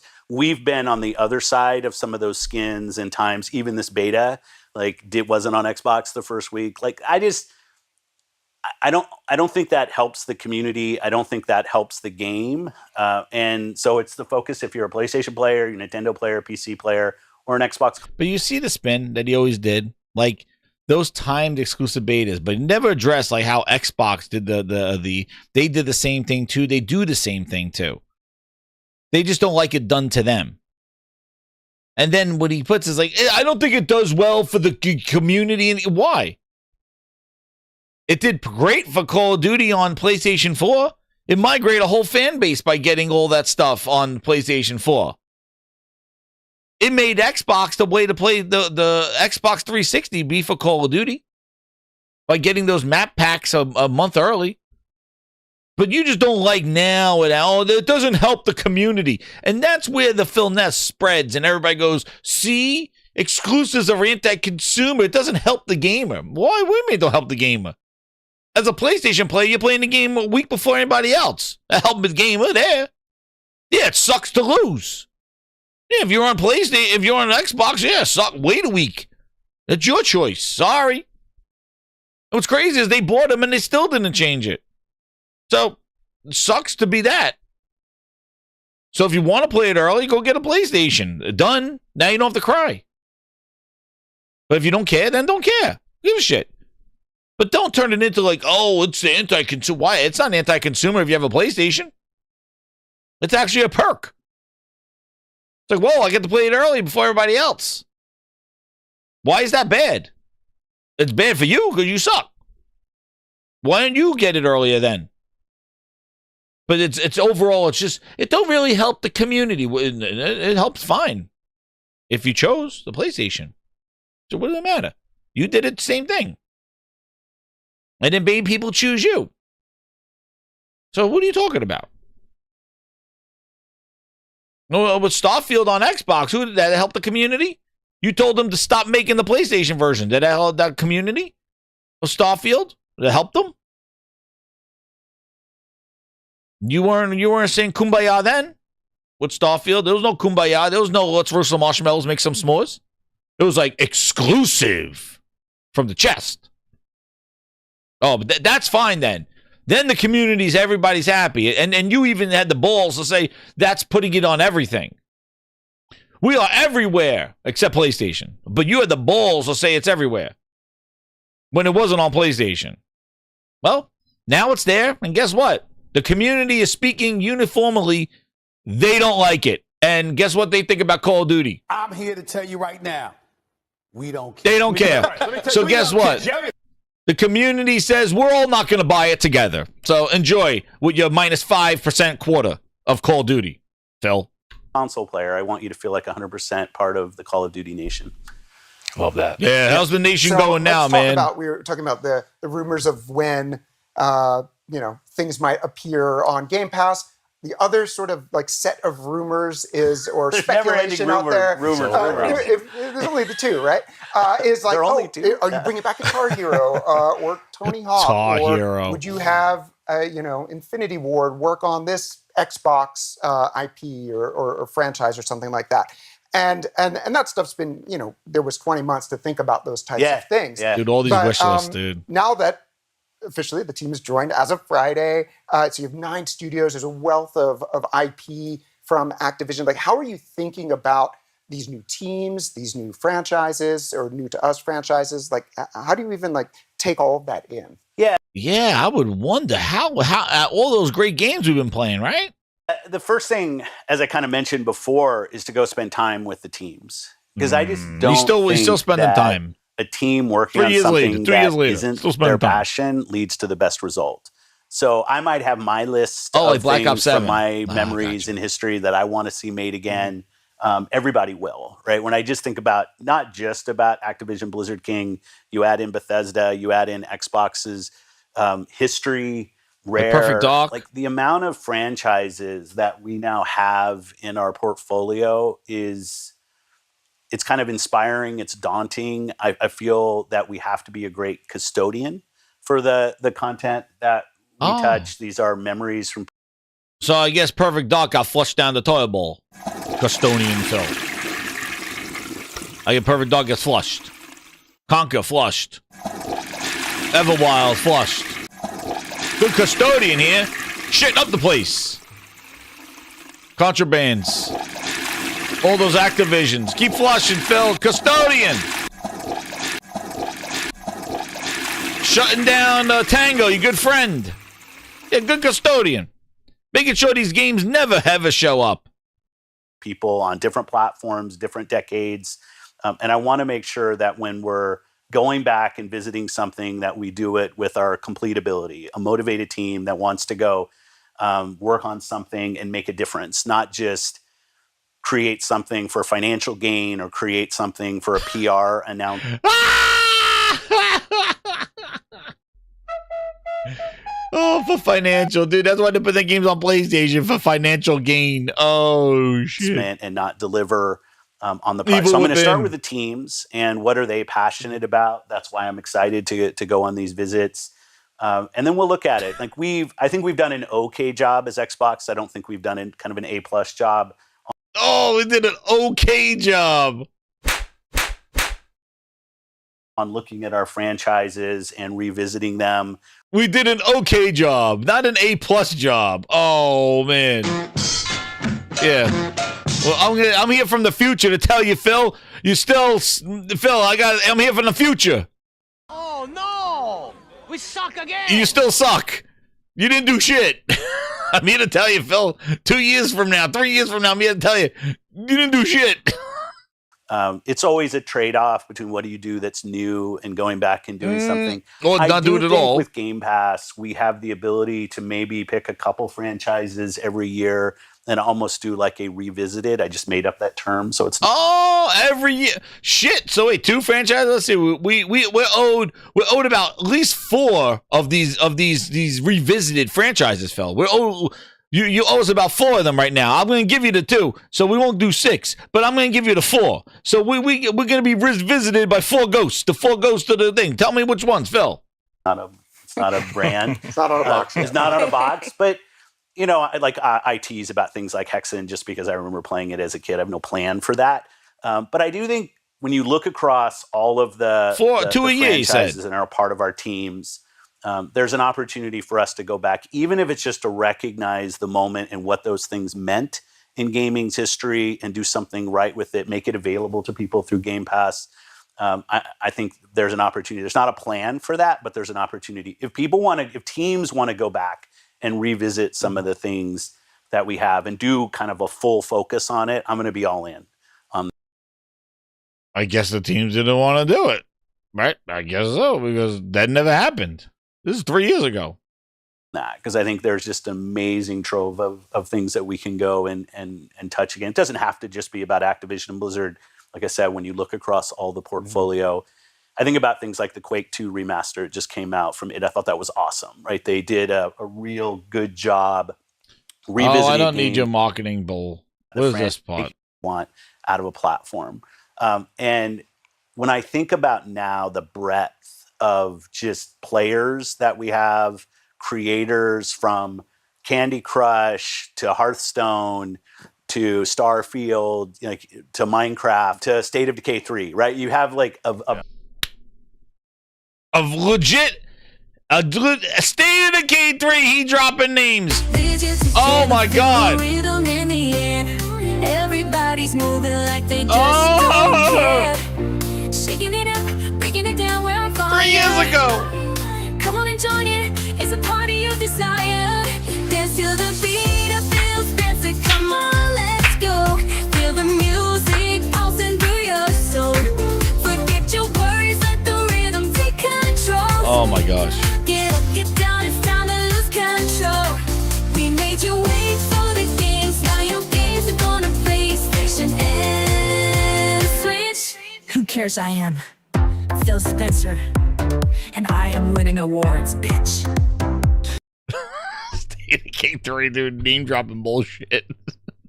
breadth of creations that want to come out on our platform and other platforms. And what can you bet your ass on the platforms? You're really busting my balls here. You really.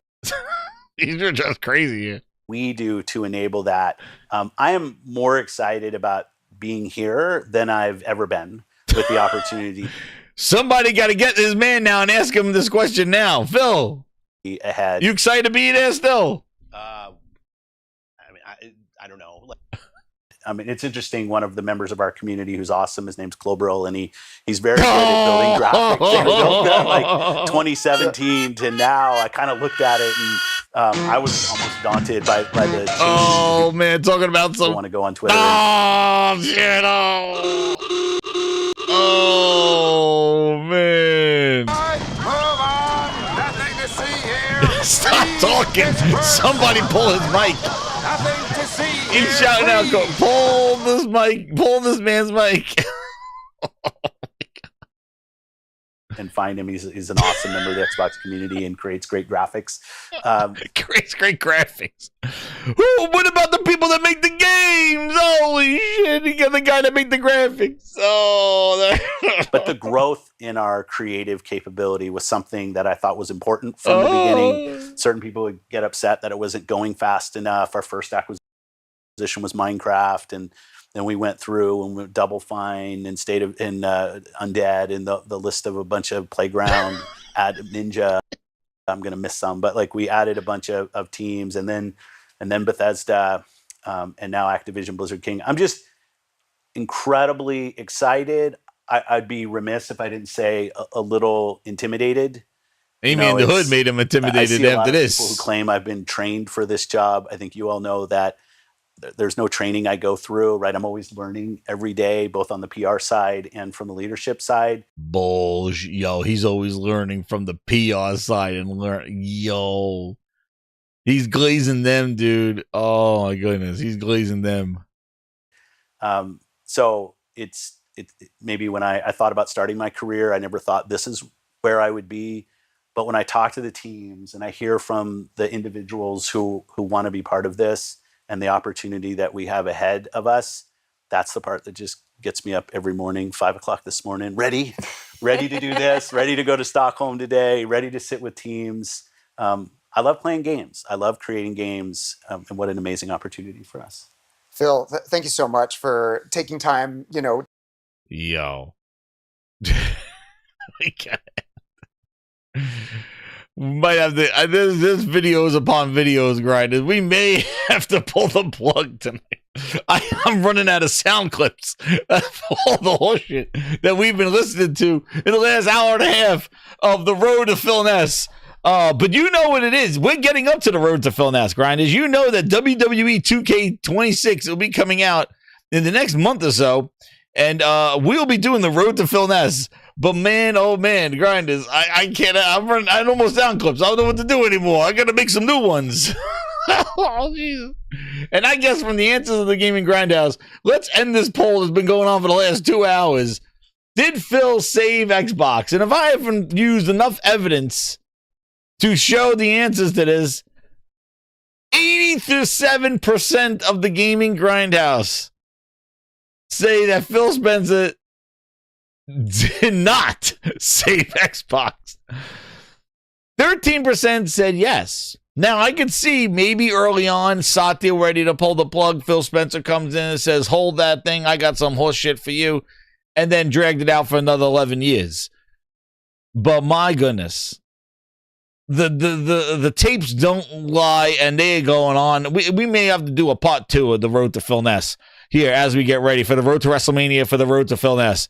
Because, man, oh man, I think we answered our own question if you did not. He's learning. Compost said he hit yes because he's learning. He's still learning. 13 years, he's still learning. He's going to learn when he's on the unemployment line because they can say Xbox is gone. Thanks a lot, Phil. We're done. He's like, but I was still learning. Like, Phil, go somewhere else to learn. But my God, grind is. And what's the insane part to this whole thing? I called it a grindhouse discussion. I should have called it a grindhouse back to the tapes. This is the crazy thing, is that as these interviews were happening, you could go back to my shows. You could go back. If you really want to go back and see what the narrative was, they took this word as gospel. And I was like, that's bull. Because I have documentation from years before where he said he was doing something and it never happened. He's just lying. And now here we are in 2026 watching this, laughing our ass off because none of it. 2 games from Activision thrown into Game Pass. We're going to revisit this, do that. We got all this IP and shutting down State of K name drop 3 years ago. It is crazy. But if you go back at the time that these interviews happened, you had to see the people glazed on the, oh, Phil said it's Hexen's coming. Oh, the boomstick going out there. Boom, boom, he did it. And where are they to go, you know what, man? It never came out. Like, this is the thing that always got it really quite. They championed every word that came out of his mouth throughout all these years. But when this never happened, there was nobody there to say, Phil, I'm not believing you anymore. Fool me once. Fool me twice. Like, enough is enough. VR on that. Like, how many lies do I have to hear from you? And we're not getting the games. All I hear is learning and you apologizing for Redfall and Starfield didn't hit what it was. And like, really, like, how many times do you need to be disappointed for you just go, you know what? This whole thing is messed up.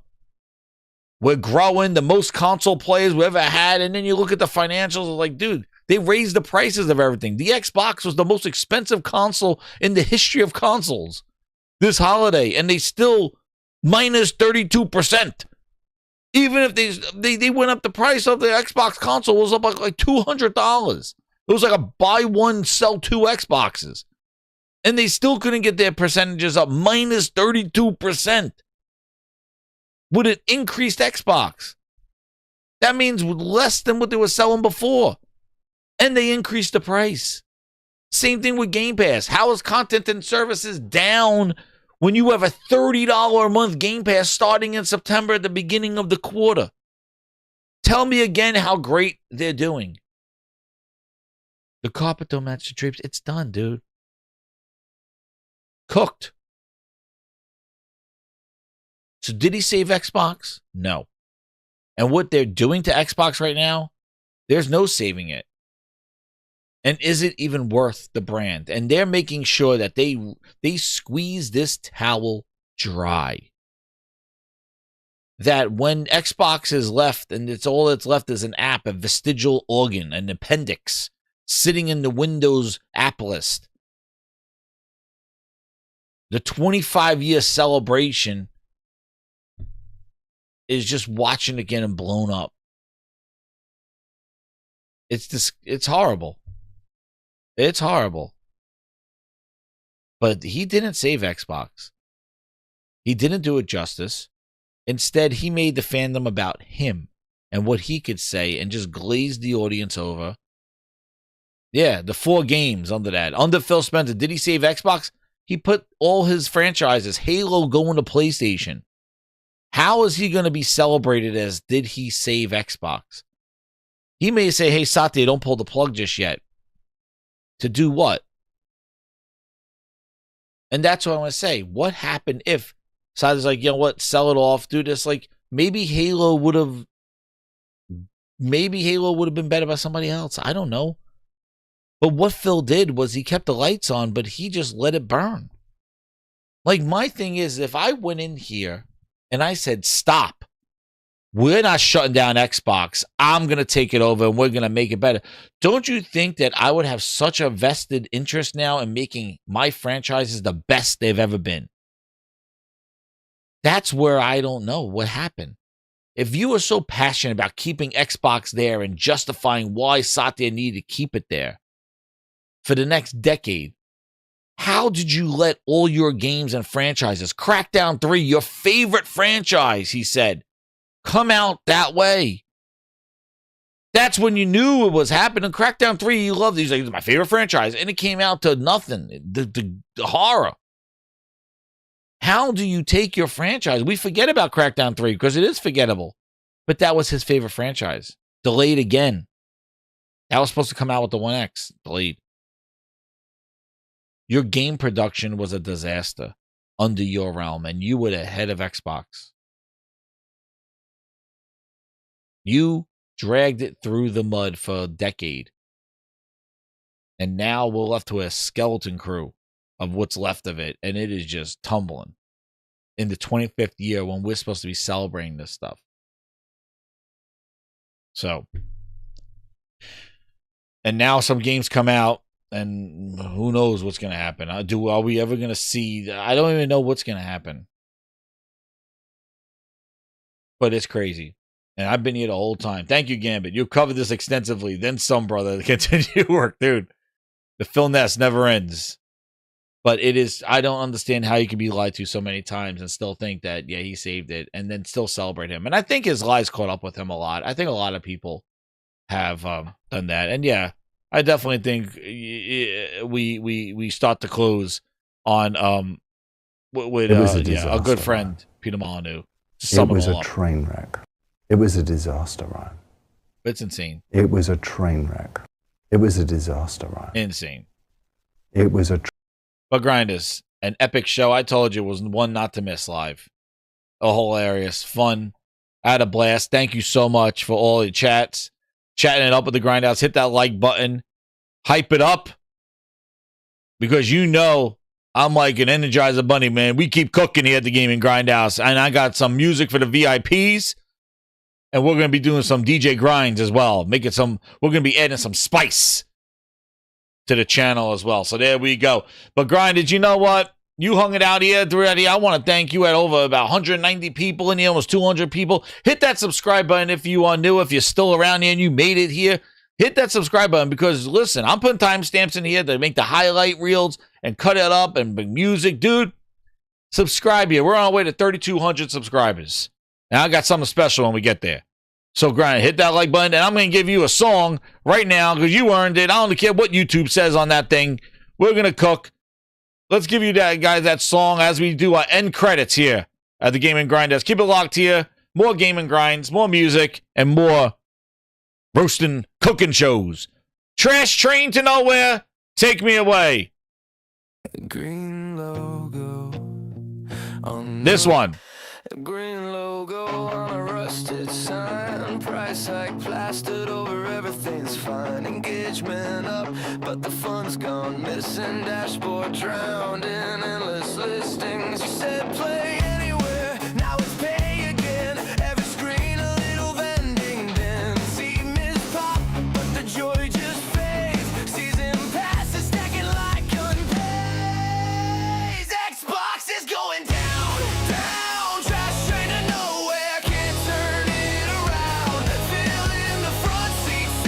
The same old dream, waving from a gold car on a broke machine. Yeah, Xbox is going down, down.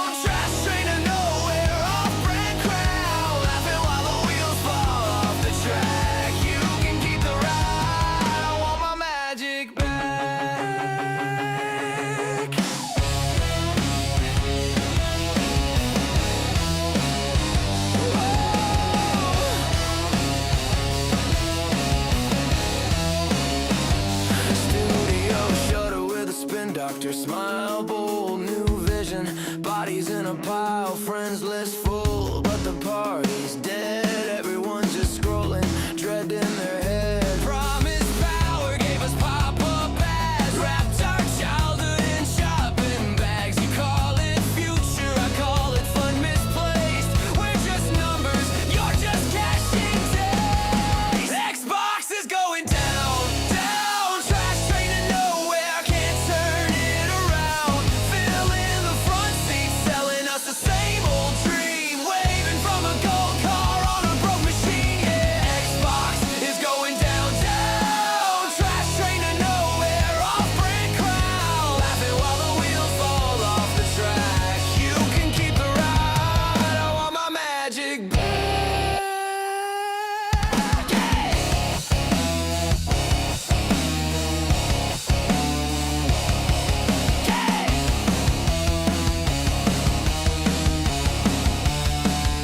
Pull that cord, I'm jumping off.